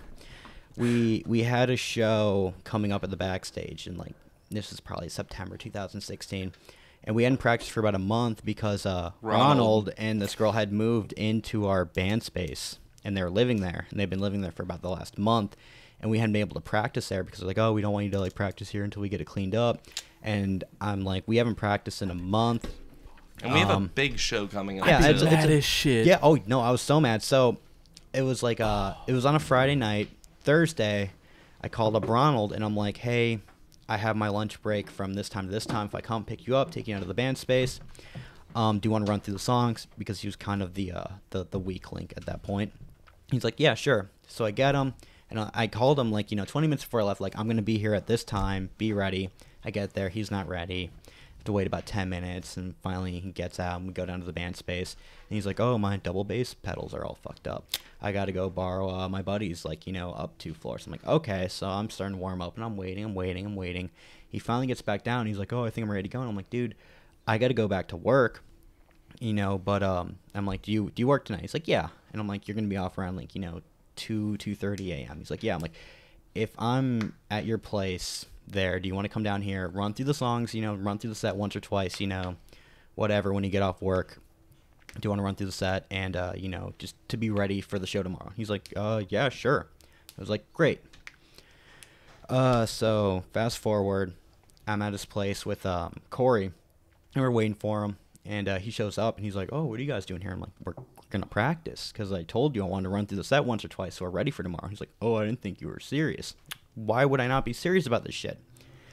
You have He's a like, major show coming up, and this dude Yeah. was like, I didn't think you were being serious. Like, Yeah. motherfucker, we're performing in a week. Yeah, no, not a week. No, it the was next day. The next day. Oh, fuck. And you Yeah, guys have the next day. We you haven't practiced in a month. We haven't practiced in a month. What kind of, I'll ask in a minute. Yeah, Keep going. so I'm like, no, I was dead serious. I want to do this, and he's like, okay, let me have a beer real fast, and he just takes his sweet ass time drinking it, and then finally we go down there. So it's me, Corey, Ronald, and then the chick In question. and we're at the space, and it's probably like 3 a.m. at this point. He's like, oh, I don't know, some people live here, and we're like, this is an abandoned building that they rent out spaces to for bands. If they don't want to hear a band playing at 3 a.m. Why are they on a Friday, why are they Yeah. living here? Yeah. And he's like, all right, whatever. I'm like, all right, let's just run through these songs. So we start playing the first song, and we get about 20 seconds into it, and he just throws his sticks down. He's like, I'm not doing it. And I'm pissed. I'm like, you're not doing it. He's like, no, I'm not doing it. I'm just not doing it. And I look at Corey. I'm like, Corey, what time is it? He's like, it's like 3:30. And I'm like, I gave him my lunch break yesterday to, get you and run through this set, and he didn't want to do it. And I said, let's meet up tonight, do this. It's 3:30. I have to work at 8:30 a.m. So I have about 5 hours before I have to be to work now. But I'm down here to run through the set with you. For the next hour and a half. Yeah, and you don't want to do it. He's like, no. I'm like, you're not going to do it. He's like, no. So I start going off and just screaming at him, and he starts screaming back. As you should have. And we get into a screaming match for a bit. And then the girl in question, she starts taking my side with it, and I realize that's not going to go over well with him, and it doesn't. And it just kind of escalates to the point where eventually he grabs like an empty beer bottle and smashes it and starts coming at me with like the broken bottle. And at that point, yeah. And I just said, fuck you. You're not going to fucking stab me with that shit. You're an asshole. So I just put my guitar down. I'm like, if you don't want to practice, then fine. You're a fucking dick. And I leave, and at that point, I'm like, you're fucking done. Yeah. So he's the most reasonable man in America, because if my friend's coming at me with a broken beer bottle and I got a whole ass guitar, you best believe that guitar is an instrument of death for my friend's face. I'm like, guess what's about to happen to you, sir? You better be able to nail me with a beer bottle to the neck, because I'm gonna fuck you up with this guitar, son. It's full neck through construction. These EMG 8185 pickups weigh 5 pounds a piece, cunt. Dude, or at least they sound like they do. I'm gonna hit you with it until your fucking head breaks to the guitar does. They don't call it an axe for nothing, man. Dude, I mean, we still had to play at the show that night. We played the show. With the dude with that cunt? Yeah, I drove him there. I picked him up. We went there, and he was like, really awkward. And he's like, I'm really sorry. I'm like, dude, whatever. What's done is done. Best part is he had to borrow bass pedals from someone else. And then halfway through our set, he bust them out right through his bass drum. And it was a set. That was it. That was it. And then that Monday, we kicked him out. Yeah, I would have. Yeah, that's some phony baloney shit, man. Yeah, I just couldn't believe it. Like, he just picked up this beer bottle, smashes are coming at me, and I'm like, are you fucking kidding me? Psychopaths do that. Yeah, complete fucking... Psychopaths do that. Not even psychos. Like, a real psycho would have stabbed him. He's just a bitch. And I mean, like, that was... I don't know Ronald, but Ronald sounds like a bitch, I mean, that was He's gonna just, come at his friend with a broken beer bottle? Fuck that guy. That was just it. I'm like, you're not gonna fucking stab me. He owes me money still. So How much money? Call this cunt out. Well, he owes me 150, and he owes our friend Luke 300 to 350. I want that. Ronald, cash. you're a bitch. You owe him $450. You better pay up, or the bastard sermon fans are coming after you. Please don't hurt anybody. We're just kidding. Yeah, this is 3 months ago. It's water under the bridge. Not 3 months ago. It's like 3 years. Or 3 almost years 4 ago. years ago. Oh shit! Wow. But yeah, no, it just pissed me off because I'm like, you're not gonna fucking stab me. So I just put my guitar down. I'm like, fine. You don't want to fucking practice that bad. Fine. So I went to walk out, and like the door was like some cheap plywood thing, and I went to open it. I ripped off the back end of it. I was like, whatever. Like, this is where you're living, so you gotta fucking deal with it. Yeah. I'm literally living there too. Good luck with your drafty factory house. It's an old abandoned Willy Wonka chocolate factory that you're living in.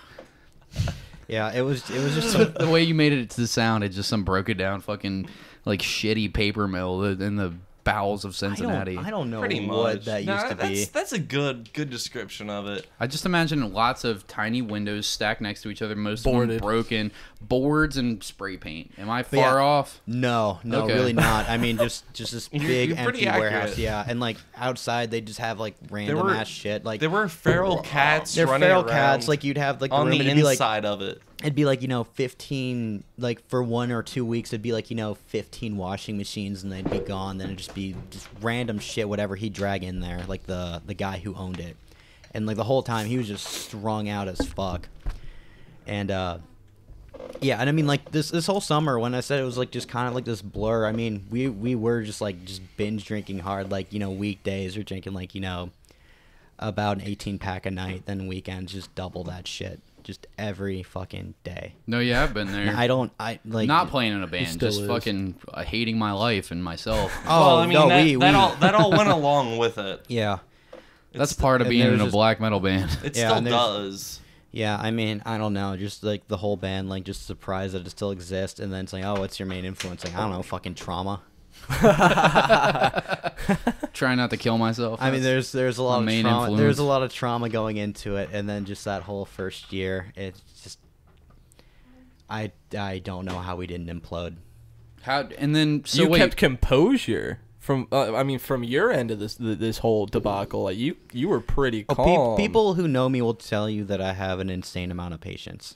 It seems it's like it. true. Even as you're telling this story, you're not getting emotional about it. Like the most emotion that you get is in your eyes, and you got like these like, oh, I fucking hate this dude, but you're like maintaining like all your like everything seems like your blood pressure's not going up as you're telling this. I mean, to be fair too, when I first met Corey at the bar, when he came to was like, hey, you should do vocals with us. He was like, yeah, man, for sure. And I knew he played drums and did vocals. Yeah, the and first he time was we just jammed with him, yeah, he played was- drums, and he's like, just so you know, I'm not playing drums for this band. Yeah, he because I was like, you should get a feel for it. 'Cause, you can come he- play drums on Because he Ronald's kit. Because he went to school with Ronald, so he had known him for like 10 plus years at that point. Until Ronald started fucking his girl. And I'm sure he Whoa. was a little less sympathetic for Ronald. I mean, No, he he actually knew. acknowledged He the acknowledged- fact that it was going on, and he was and he cool was with fine it. with it because What?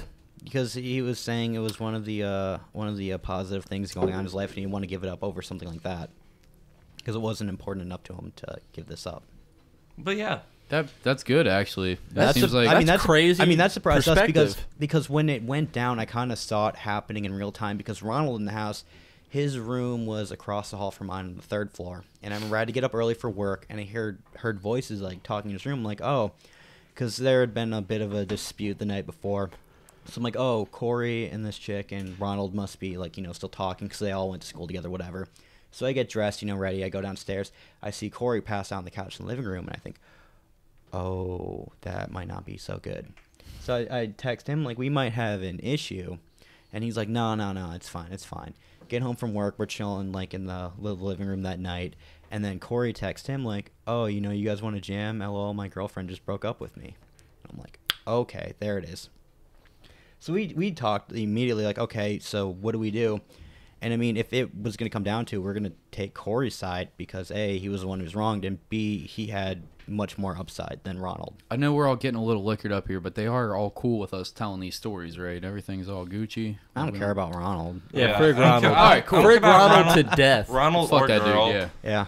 Corey is a sweetheart. Yeah. Corey's a great dude. Corey, I love you. I don't Yeah. even know you. I don't know that dude that I well, want to but touch your butt. he's the whole reason. He's the whole reason that I know Nithing because he knew Yeah, I mean, the podcast. I mean, and shit. when that went down, we expected that he was gonna quit the band or something, so we were ready to take his side to keep the band going with him. But he's like, whatever, I'm gonna let it go. Oh yeah, no, we definitely were about Corey the whole time. Mm-hmm.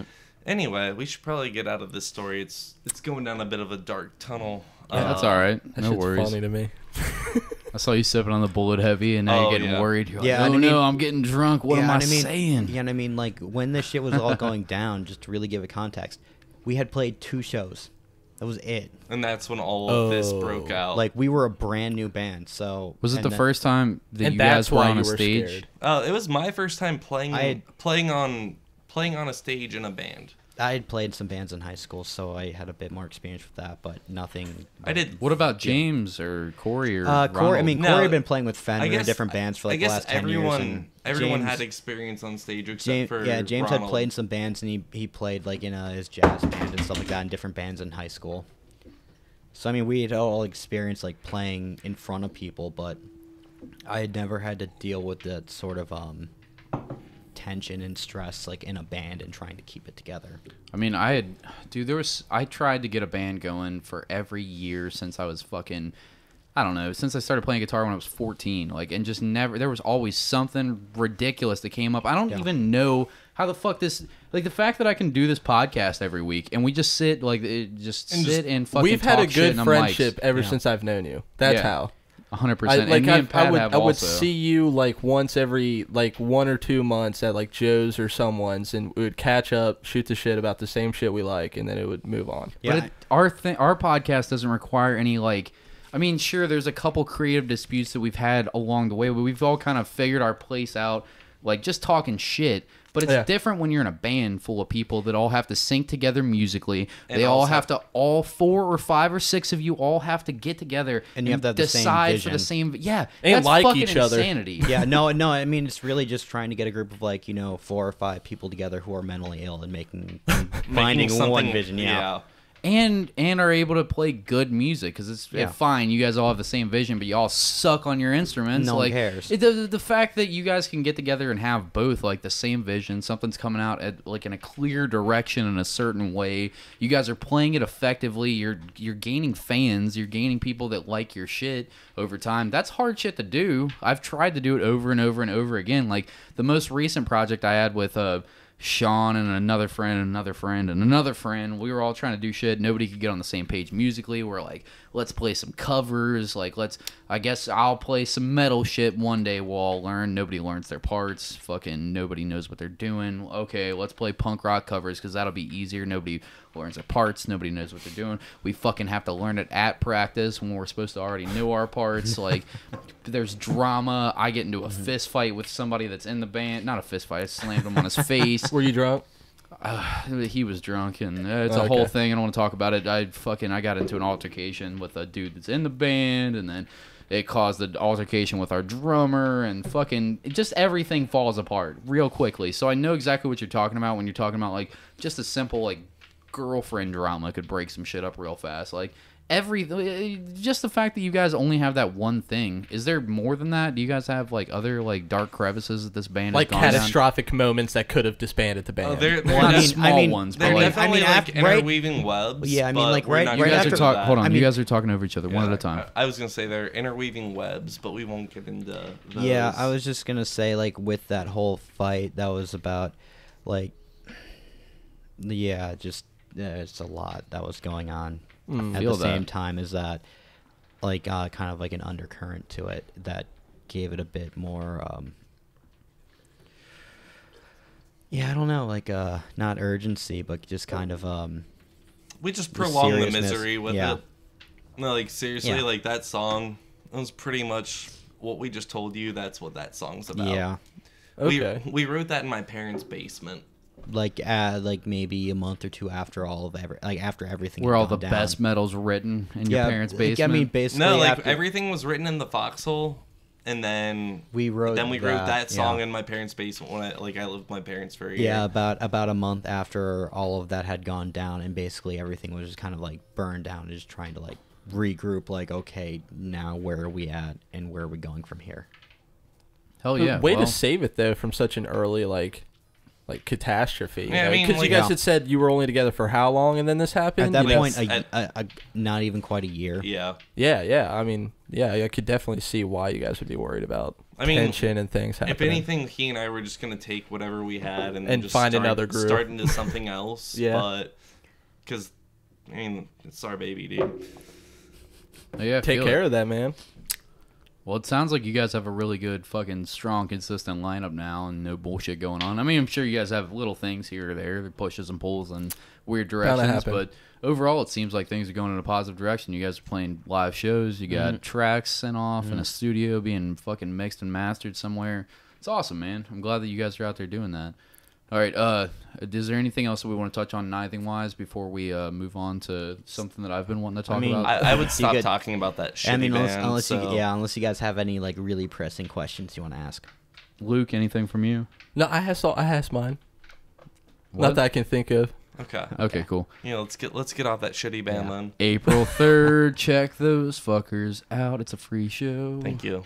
All right, It will be a banger though, for real. it's going to be solid. Every time that there's a Transplants production show, it's always good. Will's out there getting drunk, having a good fucking time. There's always solid bands. You'll meet some cool people. You'll be able to talk to the bands afterwards, have drinks Yeah. with them and shit like that. Oh yeah, Go no, I hang mean, out. Oh yeah, no, we're cool. But I mean, basically, moral of the story of that is we're not role models. So Playing a None fucking of us blackened are. death metal band. I hope you're not a role model. God damn it. I don't want you to be a fucking role. You come up here all upstanding and shit with a suit and tie on, telling me about how you should. Well, actually, I'm wait, a wait, Christian. All right, Tom Oh, Araya, settle down a bit. wait. Next time we will come up here. Wait, one more funny story. Do you want to tell them about the time we played at Crack House? I want to hear about Yes. that already. Don't ask his permission. yeah, dude. They're just baking in the background. Don't ask Andrew Russian last name, his fucking Polish. his It's Polish. Thank you, Polish, Luke. Russian, Polish, whatever. Yeah, no, so we played a Crack House for New Year's Eve. Oh, that's the best time. Yeah. to do New it. Year's Eve from 2016 and 2017. We played there for we're the first band to play this house was 3 about- weeks before then. It was fine. And But it was apparently there are two different groups of punks, and in between that first show and the New Year's Eve show, the two groups of punks got into like an argument of how they wanted, like was what a direction they want schism. to take the house, whether they wanted to make it like a socially conscious punk house or a crack house. Yeah, like full-blown heroin hole. Crack I got house, you. crack house Crack won House out. always wins out because that's like. So we that's show up always for the this direction New it Year's goes. Eve show, and like- we can't find anybody Hold who on. lives there. Luke's laughing his balls. Psycho Luke is his name. Psycho Luke is laughing his psycho balls off right now because he It's, doesn't understand the Northside punk. I'm assuming Northside. Yes, No, it yes, was- it was it was Northside. Northside It was for sure. Northside. He Yeah. doesn't understand the Northside punk community. They all, if you stay in the, So Luke, get this. So we Literally, we walk into the house, And we walk there's a in- dude who, we walk inside, and there's a dude who has a Chilling in a the bag. kitchen, and he's he's like, like, "Do you want Coke or do you want Xanax?" What? yeah. the way that you held bags up, it looked No, like like, you were holding that's- trash bags full of cocaine and Xanax. Well, they were Might have like, been. I mean, At properly most sized. gallon sized at most, but probably sandwich. But he was just like Coke or Xanax, and We're just like, no, Get excited. thanks. We're trying to find someone who lives here. My It's thing like is the political parties of the punks. Like, we need to wake up society. And the other was like, no, let's make some hard drugs. They all fucking, they all pretend like they're activists, but really they just want to do heroin. But what's Yeah, funny so is how it punch each actually other in the moves face at in that shows. direction. Like, okay, the drugs like won. They outvoted us, so now we gotta start cooking. I've got some friends that are a part of that thing, and they all just turn into They're all drug addicts. fucked in the head. What? Yeah, I don't know. I think They're not. out of the people living in the house, only one of them was old enough to buy beer. To give you context That's the way of it like, always how old goes. they were. Okay. Yeah, so And they all act like they're fucking 45 years Yeah, old, telling so- you advice about your life. yeah, and shit. I mean, Shut the like, fuck up. Don't show- tell me nothing about nothing, you train hopping fucking... Your parents own a mansion in Indian Hills and send you Western Unions, and that's why you have this house, you fucking idiot. Don't tell me anything about political philosophy, fuckface. Yeah. Just smoke crack and shut up. I'm going to Junkers. dude, we saw some crust punks at the fucking BP on Northside off Spring Grove, and those motherfuckers had a nicer car than us. Exactly. Oh, yeah. It's like, oh, this motherfucker's got bottle caps in his dreads, but Yeah. he's got this brand new like fucking sedan. Okay. Oh, yeah, that's a cool railroad track over your fucking eye. Is that your mom's Nissan Rogue you're getting out of, though, my dude, without a scratch on it? Get the fuck out of here, cunt. It's always fun to watch the trust fund kids play poor. But yeah, no. So we play this crack house, and We don't find anybody who lives there for an hour or two, and finally some dude we recognize from the last show shows up, and he's fucked. And he comes up, we're like, hey, you were here last time. He's like, yeah. We're like, we're not anything. We're playing. He's like, oh yeah. And we're like, what's the order? Like, what's going on? He's like, oh no, I snorted a bunch of Xanax and passed the fuck out. And I just woke up. So we're like, well, fuck, okay. He's like, I'll find someone. So we finally figured out. We set up. We got to run our own sound because no one there knows how to work the shitty PA they have. And as we're doing sound check, we're doing it's a yeah. line 6 Yeah, amp and as with we're a... doing it, we're doing setup like at midnight. and someone runs down. They're like, wait a second. And they grab the mic. They're like, hey, you know, the cops and the ambulance are here because someone got fucked up and they're here for them.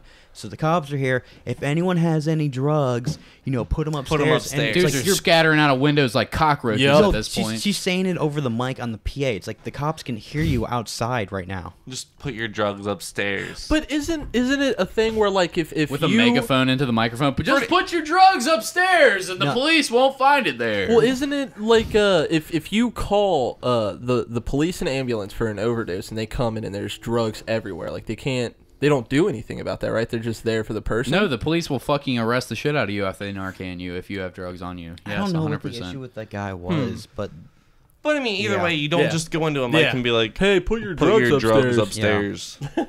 yeah. Like, what's, Point No, is, what's wrong with the you? greatest part was like after we got done playing, I'm going down to the basement to watch the next band play, and there's a chick there. She's like, "Oh, I have this wine. Do you want to try some of this wine?" I'm like, "Why?" She's like, "Oh, no, it tastes kind of off, but I don't know if it's fine." And I'm like, Dosed. and I'm just like, I don't know. She's like, "No, just give it a try." And I'm like, "Okay." And I taste it. I'm like, it tastes a little fine, maybe a little bit old. She's like, "Oh, I fished it out of a dumpster. I'm just trying." I'm like, "You couldn't tell me that before you gave it to me." Thank you. she wanted you to she's like- poison Yeah, test it she's for like, "Oh, you. it's dumpster wine." I'm like, "All right, I'm sounds just like- gonna walk Zach, away." Zach, you know in medieval times how there used to be the dude that would go over there and eat the scoop of the king's food to make sure it wasn't Yeah. poison. Oh, You were yeah. that dude for a night. That's what happened to you right there. She found some dumpster wine. no, You she were- was- you she were was- some you were some trash queen's night. I don't know. dude. She was drinking and she just wanted to know if it tasted weird to just her or me too. And I'm like, "Well, it tastes a little weird. Like, why? What's the issue?" "I fished it out of a dumpster." Okay, well, I'm gonna walk away now. Like, what kind of dregs of society were you guys at? And then- Oh, and then- Luke, I gotta take you out and to then- a shitty show one time. and then It was at a, this- a Northside These crack people are all house. And dude. then, Fucking and then in at this, denial. at this show, there was a dude who wanted to fight this guy. Oh, yeah. But he was so coked up, he couldn't remember which one of us he wanted to fight, and we kept telling him the guy he wanted to fight left. So We didn't want to fuck with this dude though because they had pictures on Facebook from you like know how much they had. cocaine you have to do to not know what you're doing? No. Well, no, This dude, the night before at a He- party, he stapled his testicles to a wall. yeah. Wow. How to get it off? Okay, let me just say first off, sorry, Mom, but I've done enough cocaine to be like, I'm really fucked up on cocaine right now, but it never been so fucked up on it that I'm like, I'm losing control of reality. I've just been like, oh fuck, I feel like I'm gonna die tonight. He My heart's gonna remembered he explode. wanted to fight one of us, but Yeah. he couldn't remember who it was. How And we're much like, coke was he doing? no All right, idea. That's a good question because before this happened, his dog, and this is why he wanted to fight me. Because he was a like, while he crossbone, was on cocaine. He had his dog with the bandana and everything. Very cute. He had a pit bull bandana, looking really fly, but she just like. They're talking about Brad. I know exactly who you're talking about. That Get on the who it mic is? if you're gonna talk. Come over here and sell him up the river real quick. Come on, Yeah. Rachel jumps on the mic all the time. You can jump Was on the the mic. house on Mad Anthony Street? Yes, Was it right next to was Madhouse. Junkers? It was the called Madhouse. the Madhouse. Yeah, Before I know, that, it was I know the- about that house. it was And the the OK dog house, was yeah. Ruby. Yeah, that's Brad's dog. Yep. Yeah. Okay. Okay. Was it a white pit bull? Like Eh, real big? He stapled $1 to his balls. Yeah, he did something with his What? balls. What the fuck? Wait, he did I to missed his all balls of or this. the dog's balls? The first time- his balls. Okay, He stapled that's $1. fine then. As long Yeah. as it wasn't the dog's I could balls. see it. The first time I showed up at that dude's house, I was drinking at Junkers with one of my friends, and we've been drinking all night, driving around drunk. Probably shouldn't have been driving. And then we went back to Junkers to buy a to-go six-pack, and fucking because the Speedway wasn't selling anymore. Yep. It was like 2 in the morning. Yeah. Been there. Went to go get a to-go six-pack, and fucking my dude Kelly loses his money, and he's looking for it, and we had just bought shots, and she was like, okay, cool, takes the shots back and just gives him the to-go six-pack. Like, you got enough money so far for the to-go six-pack, and I was like, fuck. And then we're looking around, and then the dude from Castless, forget his name, but he bartends up Joe. there. Yeah, Joe Joe. finds the fucking money and just like, here you go. Did I unplug the headphones? Sorry. A little bit. Anyways, are you guys good on your headphones? It's cutting in and out on mine. Is it okay now? That's good now.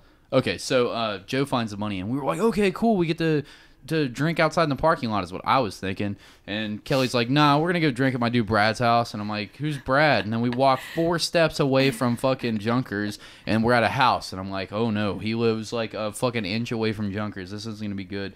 We go inside, big-ass pit bull greets us. He's nice as fuck and shit, and we're petting him and stuff. Oh, yeah, and I'm the just dog was thinking, great. like, oh, we're just going to drink and chill. And I get in there. It's like, I don't see bed bugs visibly. I'm like, okay, it's going to be all right. It's going to be fine. And then I'm looking around. It's pretty tidy, for real, for a punk house. I'm like, it doesn't seem that bad in here. Sit down, thinking that, like, I'm going to crack some beers, have a couple drinks, have a good night. And then all of a sudden, dude grabs a glass pipe out of a coffee table and just starts... And I was like, what the fuck? And then I'm looking over, and he was like, want a hit? You have the And I was Brillo like, in there? were you smoking crack?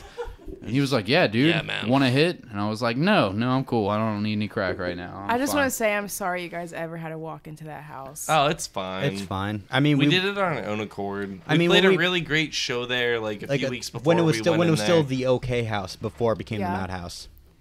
Yeah. I don't know if this was on Matt Anthony. It wasn't. It was. No, it Yeah, was Matt it's Anthony. Matt No, Anthony I don't- Madhouse. The Yeah, one but I on- think it's no. on the same street as Junkers. No, It's that's literally that's Brad's house. It's a different house. The Madhouse was a couple blocks down. yeah, I yeah. know It's like Brad 2 lives, blocks right down, next right to, by the UDF Junkers, off yeah. of Chase or whatever the fuck. Yeah. Yeah. We shouldn't be selling these people's addresses out, but I don't fucking care. I don't know. Whatever. I don't know if any of them still live at the Madhouse. I don't know if that's a thing anymore. Or It's not. I wouldn't think so. They all got evicted because someone stopped paying rent. I'm shocked. Surprise! Finally, Surprise! one person stopped. It was just like they were like, I can't afford $1,500 of rent like in a month.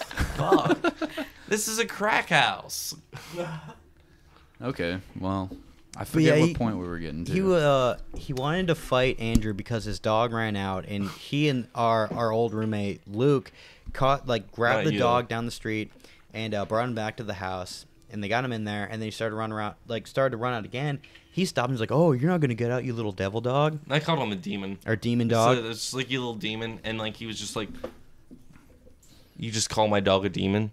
And I was like, all fucked up Yeah. on every drug known to man. I was just like, yeah. And he tried to run away, or I guess, well, is it a he or a she? Who cares? Okay. It tried to run away, and, we chased it down, brought it back, so I saw it trying to leave again. I was just like, you're not getting away, you little demon. And he was just like, no, you don't say that. And then we went and played our set in the basement, like, after all the put your drugs upstairs bullshit. And then he, like, tries to, like, confront us, and we're just like, we don't know who you're talking about. And he didn't know who he was talking to. We're just like, that dude left. Yeah. His So name- the his dude name- we're no. talking about is Brad. Yeah, but we told Okay. him the guy he wanted to fight was Ronald, and Ronald had left. Just sell Ronald up the river real quick. He's causing a lot of drama right now. Let's Yeah. get Brad to stab him because I don't know. you guys might not know Brad, but Brad will stab him. I mean, he'll probably stab me the next time I see him for telling this story on the podcast. But I don't even know where fucking Ronald stab is right now, I'll stab so. him back. This dude sounds like a fucking maniac. He Yeah. is. He's not. In a good way? Like I said, the No. night before, there was some picture where he had taken his testicles and And stapled them to a wall. That's badass. Balls to the wall. I want to know how he got it off. I'm sure there's got to be a more lot of painful Xanax and a lot of procedure. Coke. I don't know. Steve-O used to staple his nutsack and a dollar bill to his nutsack to every closing show for years. I mean, you just pull the staple out. It's like a wound anywhere else. It's fucked up. I mean, you don't want wounds on your balls or your genitalia in general, but it's just... As long as it's an actual vein, you're yeah, fine. it's fine. You're not... As long as there's no fucking... As long as you have your tetanus shot, as long as you didn't fucking puncture the sac itself, you're good. Because you're probably just stapling the skin. I mean, Brad has a tetanus shot, but... Talking off the mic. You got to talk on the mic if you're going to talk. She said she Get doubts on the Brad mic. has a tetanus shot, and Yeah, I would agree with that. I would believe that. He's had some other shots in the arm, I would imagine. A couple other ones. Yeah. All right. We're at the 15 minutes to close part of the podcast. There was I Wow, wanted to get in some. Oh, I'm sorry. We we- really took yeah. up your time there. I'm sorry. Do not no, worry about dude, that. this was great. This was fantastic. Absolutely. I ain't mad about this at all. One of my favorite wasn't- episodes. I wasn't telling you guys this because I was like, we burned up all of our time. There was something that I wanted to get to, but it's not going to fit Cheapskates. good with this. I want to do the cheapskates thing. Did you also want to talk about Lords of Chaos? I want to kind of get into Lords of Chaos instead. That's what I was going to say. Instead of doing fucking cheapskates, whatever the fuck, we'll do that next episode, and I'll rant about that. But the Lords of Chaos is more like this episode. Related. You know what I mean? But you're the only... Andrew, you haven't seen I've Lords not of seen Chaos. it. I've seen it, yeah. Okay, so me and her watched it. I'll give you my opinion first. Okay. And we kind of felt the same way about it. I mean, I don't feel like they necessarily portrayed the characters 100% accurately. I don't like how they made Euronymous into a good guy. He wasn't a good guy. He wasn't. He just wasn't. I mean, it didn't. Yeah. From all the accounts, he wasn't a good guy. I mean, he took pictures of his friend's corpse, made necklaces out of the skulls. I mean, he sent the pictures of his friend's corpse to a record label to have Dawn of the Blackhearts distributed with Yeah. his friend's dead body on it. I mean, Yeah. he hated a lot of people. He was a really shitty person to a lot of his friends. He planned to kill Varg Vikernes. He wasn't a good person. Yeah. They kind of made him into a good person in this. It was just like, I get what they were doing. Varg Vikernes, I feel like, was a little smarter than they gave him credit for. He's still a Nazi fucking piece of shit, blah, blah, blah, Yeah. so on and so forth. But he definitely wasn't the exact way that they portrayed him. All this said, negative criticisms aside, I thought it was a fantastic movie. I mean, I'd watch it again. I Yeah. thought it was great. I thought that I liked that they didn't have this mythos about the characters. They're kids. They're fucking 19-year-old kids. Yeah. The dude that directed the movie is the drummer of Bathory. Mm-hmm. I mean, Quorthon is really the guy behind Bathory. But I mean, he was a part at least of the Right. black metal scene at that time. And I listened to him in an interview talk about like a lot of the people that have this idea about the black metal scene at this time, like the foundation of black metal, first wave or second wave black metal was like this mythical thing. They're burning churches and Right. they have these ideas carved. No, they were kids. They were just 19-year-old, 20-year-old kids doing crazy shit. Yeah, no, my takeaway from the movie, with what you said, I thought it was a really great movie. And B, like, with the portrayal of the characters, like, I don't really want to get into how accurate or inaccurate it is because I wasn't there.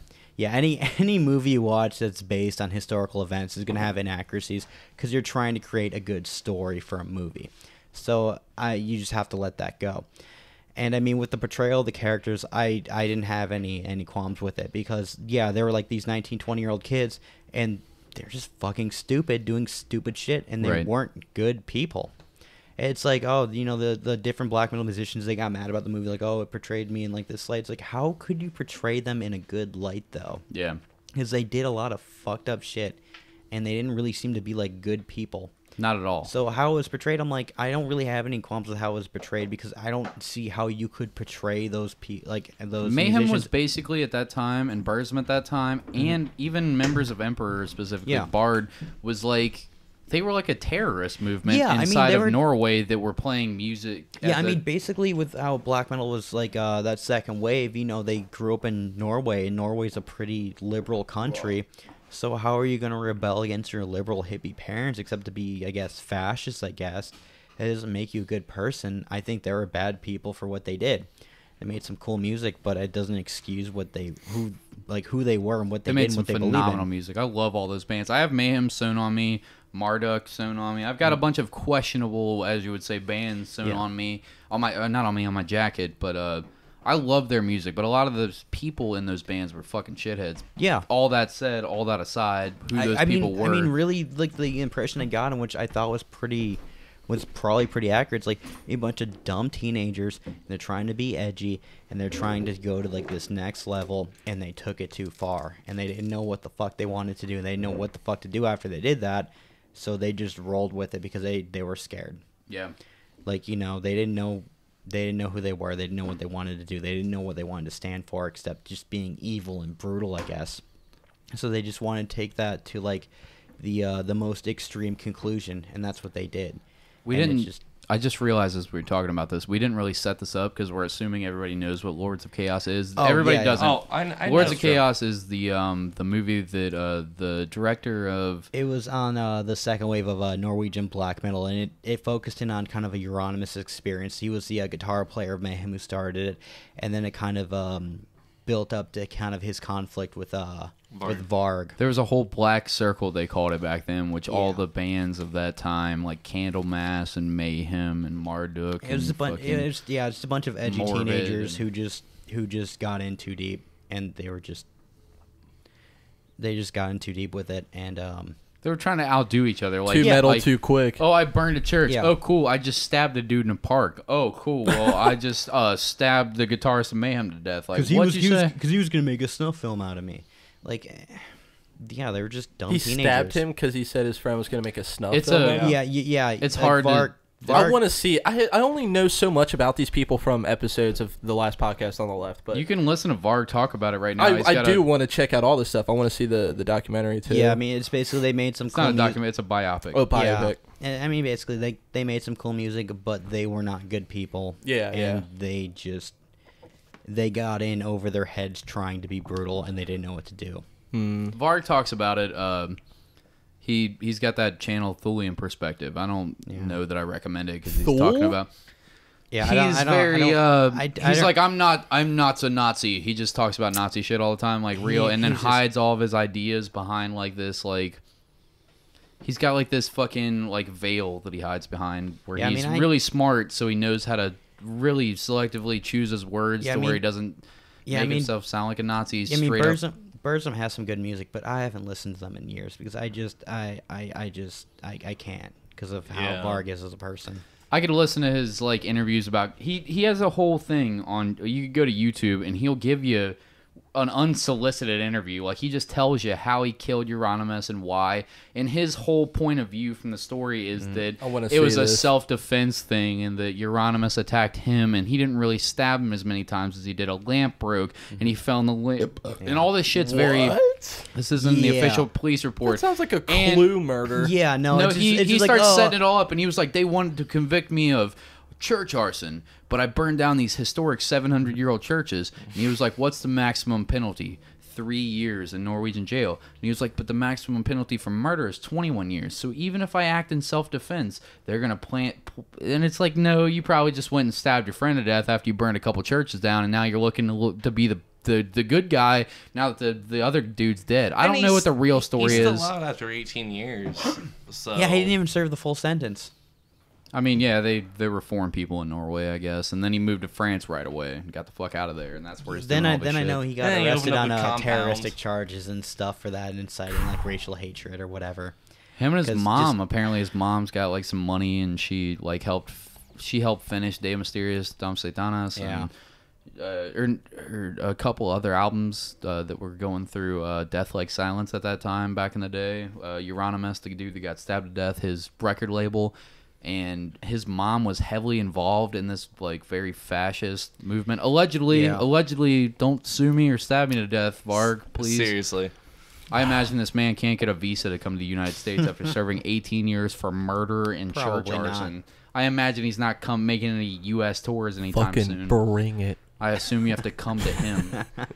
But this was a whole movie about this movement and these people. It's a very complex story, and so I mean they had to dumb it down for the movie and kind of make it more streamlined for a story, and like how they did it, I thought it was really entertaining. Like, I thought it was a really good movie. Cinematic. It was broke Exactly. down for the layman of the black metal scene. Yeah. The death scenes in the movie too. They didn't flinch Death at the scenes? death No, they scenes. really like, didn't. Oh, No. so did they have the Euronymous murder scene? Oh, Yeah. they stretched Oh, that out over like brutal. 10 minutes. Oh, yeah. really? And Oh, yeah. There's another scene where I gotta watch this. this dude Faust from Emperor. I can't remember if he he was a drummer. Drummer, he yeah. he stabbed a dude to death. He basically For went to a being bar gay. and pretended that he was gay to pick up another gay dude. And he bring stabbed- him out in the middle He of nowhere brought him and out just to this stabbed him to park death. called Yeah. Olympic Park. It was where the Olympics were held the year before or year after, or something like the year of or some shit. And he lures him out there pretending to be gay, and then he stabs him to death because he is gay. And then, That's so And then, fucked. and then Yeah. and the thing with and they that is, they portray that in the movie, but they don't just show a quick stabbing. It's not No, cinematic. it's- No, it's a drawn brutal. out. A It's dude's drawn out. fighting for his life. He's gasping for blood. Good It's- lord. It's fucking. Yeah. I'm sure harsh. it might have been a lot like that. no, it would That, be. yeah, that's just like when how, like if you ever watch a snuff film, it's like holy shit, this is like watching Yeah, somebody people die. don't Like, normally they didn't- die very fast. Yeah, no. That's what they do in the movie, and I'm like, damn, Unless this you do shit it the right feels way. real. And they make the characters feel goofy, is what we were also Yeah, talking I about. They mean, make yeah. them feel like what And people being- actually are like. Like yeah, I mean, nobody's. being 19, 20, 21 when they did this shit, like, they're fucking dumb. And they're trying to be edgy and they're trying to be different, but in doing that, they're just doing this fucked up shit because they think it's cool. And they're not trying to portray them as in like this really groundbreaking light. They're portraying them like these fucking dumb teenagers who got in over their head trying to be fucking brutal, and now they don't know what else to do except to just keep going with it. Just get darker and darker and Yeah. more fucked up and more fucked up because Yeah. they view the metal scene as Yeah, they're like- wanting that. Like, we want Yeah. you to do more fucked up shit. Yeah, and I mean, I think with what happened, like in the movie, and what most of the musicians will say, what kind of changed the tone of the whole thing was when bunch of murder? when Dead killed himself. yeah. When the singer of Mayhem Dead, when he killed himself, and then Pella Engvale and Yeah. So the bandmate murdering each other and the other like homophobe That was all stabbings. after It was that. all it was all after Yeah. that. yeah, Dead- because Dead he killed killed himself himself, and before then that. Euronymous. It started off a string of events that basically was the spark that ignited the keg. Yeah, Okay, it just Of kind of gave a gunpowder. feel of them trying to outdo each other and who's the darkest and evilest and most brutal. And that's, I mean, them being like 19, 20-year-old dumbasses, that's probably what was the case. Right. Them And just- in the I'm immortal type of mind state, like I can't Yeah. get hurt. Yeah. I don't know. In the movie, I kind of wished when I was watching them portray Dead, I kind of wished that they would have just made a whole movie that started with like the beginning of Mayhem and ended it with Dead's suicide and call that the story, because I don't really give a fuck about the rest of it, because Dead honestly, is he's who the I only, care about. He's the as only, because he's the only sympathetic character. He had this traumatic childhood and got fucked up and just had these really. the dude got bullied to the point to where they He kicked got- his fucking his sides in until he got internal bleeding when his spleen ruptured And at school, he and died he died for a minute. or two. But And he then lied after- later. He would try to lie later in years and say like, "Oh, I fell into the ice. I was Yeah, then- skating and I fell through the ice and I was dead." And but then they're it was just like, saying, "No, you after- got bullied." You Yeah, got- after that, when he like died for a minute, getting like beat up, and then came back, they're like he was different. I mean, fucking anybody would, Yeah, dude. no, exactly. If I got my ass kicked to death and came back, I would probably No, on but like he a was- psychological spree. Like, I'm gonna get back at every Yeah, and I single mean, one of those and I mean, when dudes. when you read interviews with like the different musicians, they're like, he was a hard person to know. He didn't really talk. He didn't really socialize. He just did this weird shit. kill and then cats finally- and hang them in those his are room. early signs of I psychopaths. mean, he would take his clothes and bury them about a week oh, before I heard a gig. about yeah. that. Yeah, and you to know, dig have them the up. smell of death. Yeah, and then during you know the show. he get like when a he when he- raven and yeah. let it putrefy inside of a just bag. just to smell it. So he's like, oh, I have death on my nostrils when I go to sing. I mean, when he sent in his bit. demo tape to Mayhem, he sent his demo tape in a crucified field mouse. Oh, what? And they almost threw it out they portray it in the movie as they almost throw it out the window. Necro Butcher, the bassist of Mayhem, finds it and he's like, "What the fuck?" He opens the package and he's like, "What the fuck?" And there's a crucified mouse and a track from, you know, that jacket that I used to wear that had Mayhem on the front and Yeah. then Morbid on the front. Yeah. That other band, Morbid, is a Dead's death band. metal band from. They put out one album called December Moon.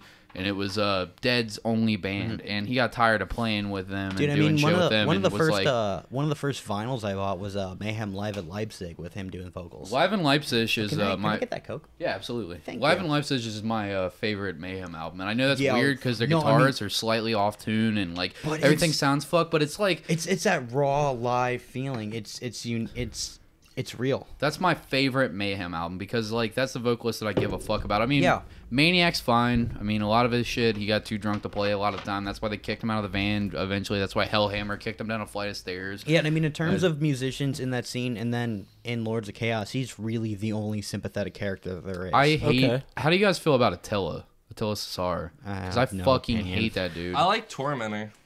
I just hate... I hate Dave Mysterious, Dom Satanis. I like all those, like, you can find Dave Mysterious, Dom Satanis, where I mean, a bunch of fans took Dead's vocals off Live in Leipzig and other demo recordings, and they put his vocals over the top of the actual master tracks in there. And I I'm like the tracks on that album. I mean, like, dude, the riffs on that album are... love the riffs. I hate the vocals. The vocals That's just kill fair. me.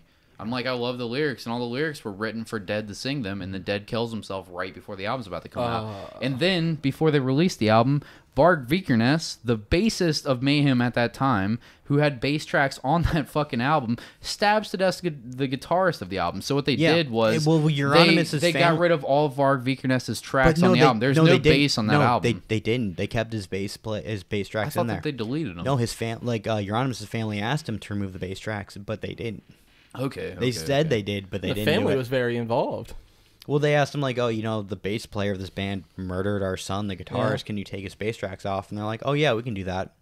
Excellent. They didn't because they thought it was kind of an interesting dynamic of having the track of the bass player who killed the guitarist, like, on the track with him. To me, the only real sympathetic character is Necrobutcher, because he's the one that, like, after Dead kills himself, he's the only one that wasn't doing crazy fucked up shit. I mean, he was into drugs and he was a fucking alcoholic piece of shit. Like, talks about it in his book and stuff. At least but he wasn't killing people and burning down churches. And after Dead kills himself, Luke, you don't know this part of the story. So Dead kills himself. Tell me. The first thing that Euronymous' guitarist does, he comes back to the house, he finds the doors locked. He's like, what the fuck? He takes a ladder, climbs up to Dead's room, opens up the window, finds his friend's dead. What's the first thing that you do when you find your friend dead? When you find me dead of a suicide, if what are you I doing? found you dead of a suicide, I'd cry for a long while, and then I'd call the cops. This motherfucker went to the store, bought a disposable camera, went back, took pictures of it, and posed the body. He and left then and came back. And then took pieces of his skull, made them necklaces, and sent them out to musicians he deemed worthy. What the?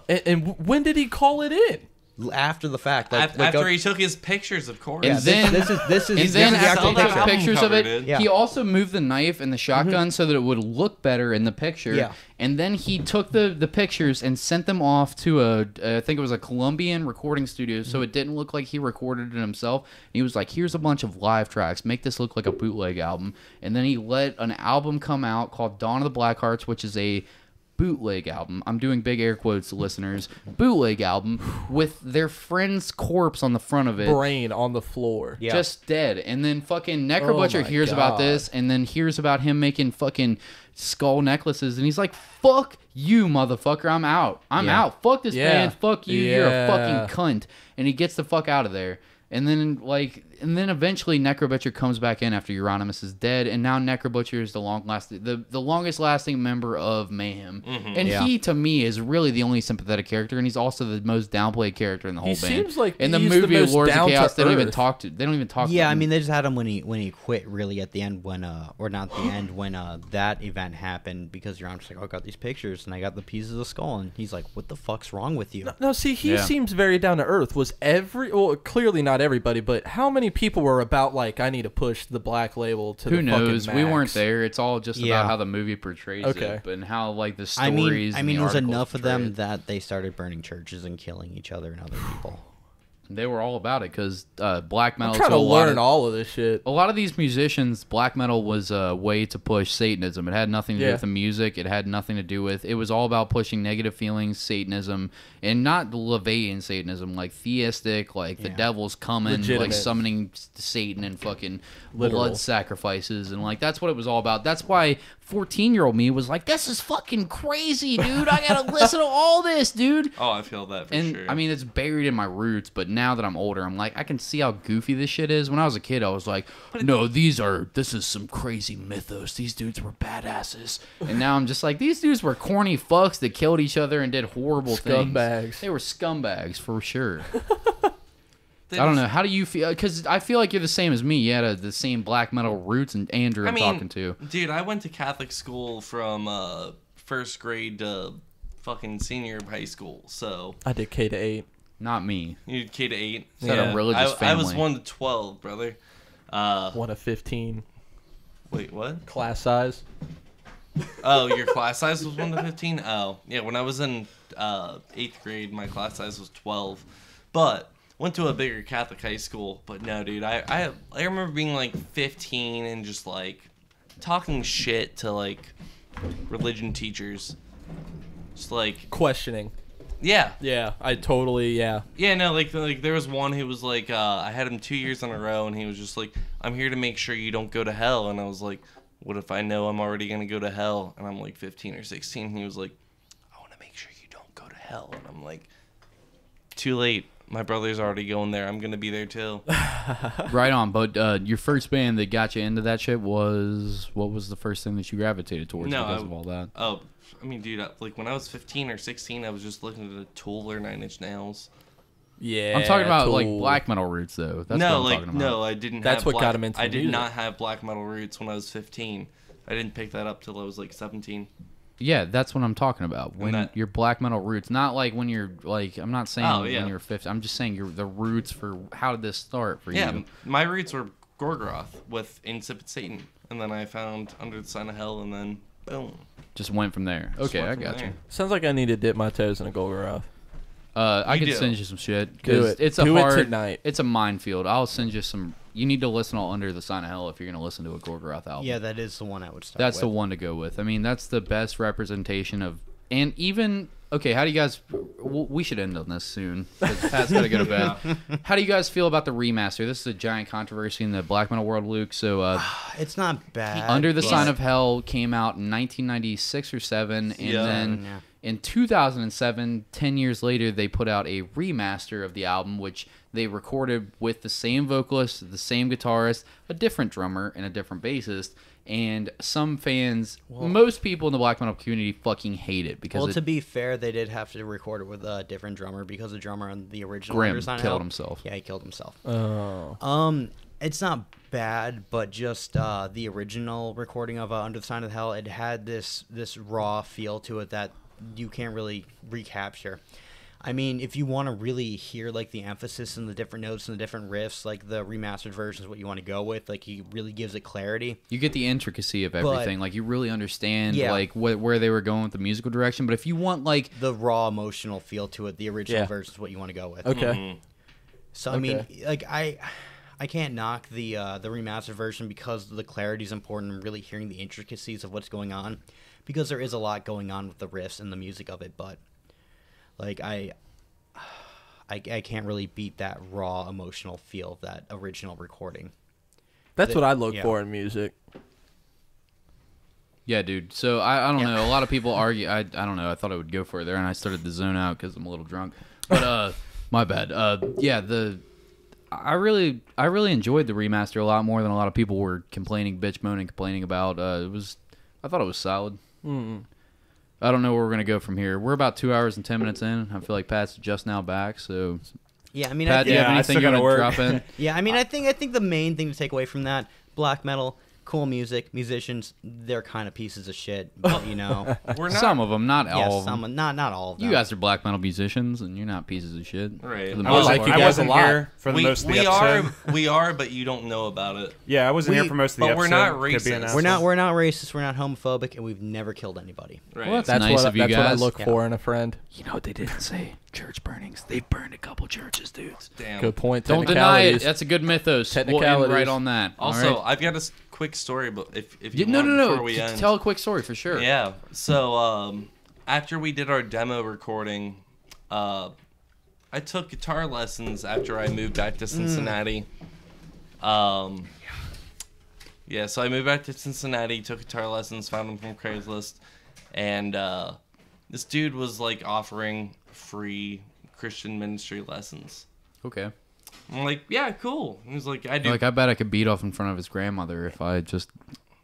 I made sure when I looked at the screen that it wasn't that video, but yeah. Anyway, Sorry, keep going. This dude was just like, I offer free Christian ministry guitar lessons, and so went and took some lessons, and then he moved to Indiana. We did our demo. we get some tracks back. I send them to him, and he was just like, "Hey, let's put them on this compilation I'm putting together." And I'm like, "Cool, that's sick." And he was like, "Yeah, I'll pay for everything, like mastering on tape." I'm like, "That sounds really cool. Who are you gonna have on the the comp?" And then he just puts like 4 Nazi bands. Oh, and the next thing you know, Graveland's playing with you. Yeah, I mean, and just like you've got like bands with like their eagles spread across. Yeah, Oh, we're just God. like, oh fuck, are these NSBM bands? He's like, yeah, whatever. I don't have It labels. doesn't matter. It's just like, no, it definitely matters. Does matter. Dude, when I was holy fuck! I when I didn't was- know that was even a real genre out there. Nazi metal? What? NSBM, NSBM, yeah, yeah, National Socialist Nationalist Black Black Metal. It was huge in the MySpace days. When I was first getting into black metal, I was on MySpace. It was like 7th grade or something, and it was a giant part of the MySpace community. Was like, oh, this band sounds cool, and then you just hear like, "Sing Hail Satan," and I like, was well, like, fuck "What the that. fuck was that? Hold on a second, Death Cult. What'd you just sing?" And then you start reading their fucking like, "Oh, we're a very prideful band that want to keep everything very white," and I'm like, "Ah, Christ!" Yeah, I'm like, you fuck. can't find a good band. Fuck Fuck that. National Socialist Black Metal bands. It was all fucking. Fuck it all was National overcrowded. Socialists. Yeah, fuck them all. Especially the Especially one. you, Sam. Especially the one that we accidentally had on our podcast. Thanks, Luke. I didn't know. It just crept out. after the episode, What was that? man. Prisoners don't deserve rights; they should be enslaved. Was Oh, that it? you listened? Yeah, to Oh it. you yeah, listened to it. I listened to that. Yeah, Yeah, that was the guy. That was the Nazi. Yeah, I remember listening to that. He's like, oh yeah, prisoners should be slave labor. I was like, what? Dude, he was Yeah. off the mics talking about like I went to take a piss and I came back upstairs. He wanted you to join like a white nationalist group. They That's wanted me so to have their fucked. leader on and everything. We took a break That's and so I fucked, man.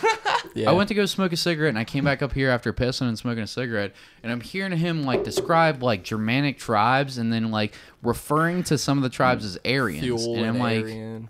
why do you keep saying Aryan, dude? Like you like are you like talking about Nazi Germany and like how fucked up they were or something? And he just kept saying like Aryan over and over again to describe like the perfect race. And he was like, Hitler actually got it wrong. The Aryans weren't this. The real Aryans were this. And I'm like, what the fuck is this dude Jesus. saying right now? And then like I tried to make a Mein Kampf joke about like, oh, He was like, yeah. I read it. I was just, and then he was like, how much of Mein Kampf have you read, Cody? And I was like, not much, because I don't like that dude's ideas. It just makes me upset. And then that dude chimes in. He's like, actually, I've read it all. And he folds his arms all proud and shit. And we're all like, I've dude. never read Fuck Mein you Kampf, but other than the ideas being garbage, I've heard the actual writing is garbage. I've too. gotten 25 pages into it. I've completed Karl Marx's Andrew Fish is Communist turning Manifesto. this dude right now. Oh yeah, Yeah. I read the And then- manifesto when I was like 16. Yeah, Marx same. and Engels. Yeah. Yeah. I think that's pretty What much was the your only point, though? controversial books that I've actually read. I read a couple pages of the translated never- version of Mein Kampf, and I'm just like, fuck this dude. I don't Yeah, know. I've never tried to read Mein Kampf, but I've heard that other than the fact the ideas are garbage, that Yeah. the actual writing is fucking garbage. So it's like there's no point to reading this shit. None at all. All right, well, let's end on Yeah. no more Nazis on the Yeah, fuck podcast. Nazis. Yeah, let's Fuck end it. NSBM. Fuck All the way. Nazis. And go fucking see that Transplants production show that Will Finer's putting on with our dudes Andrew, Polish last name, and Zach, I don't remember his last name. It's and okay. James, Yup, jazz Jankowski. bass, and Corey Can we- Schumer, I think I remember Yeah, his last Schumacher. name. Nailed it. Can Yeah, we wave? next Wednesday at April Northside 3rd. Tavern Yeah, with wait. Valdrin. Yeah. With Valdrin and Coffin Dust. Free Yeah. show, Northside Tavern. You don't want to miss it. April 3rd. See you, fuck faces. Bye.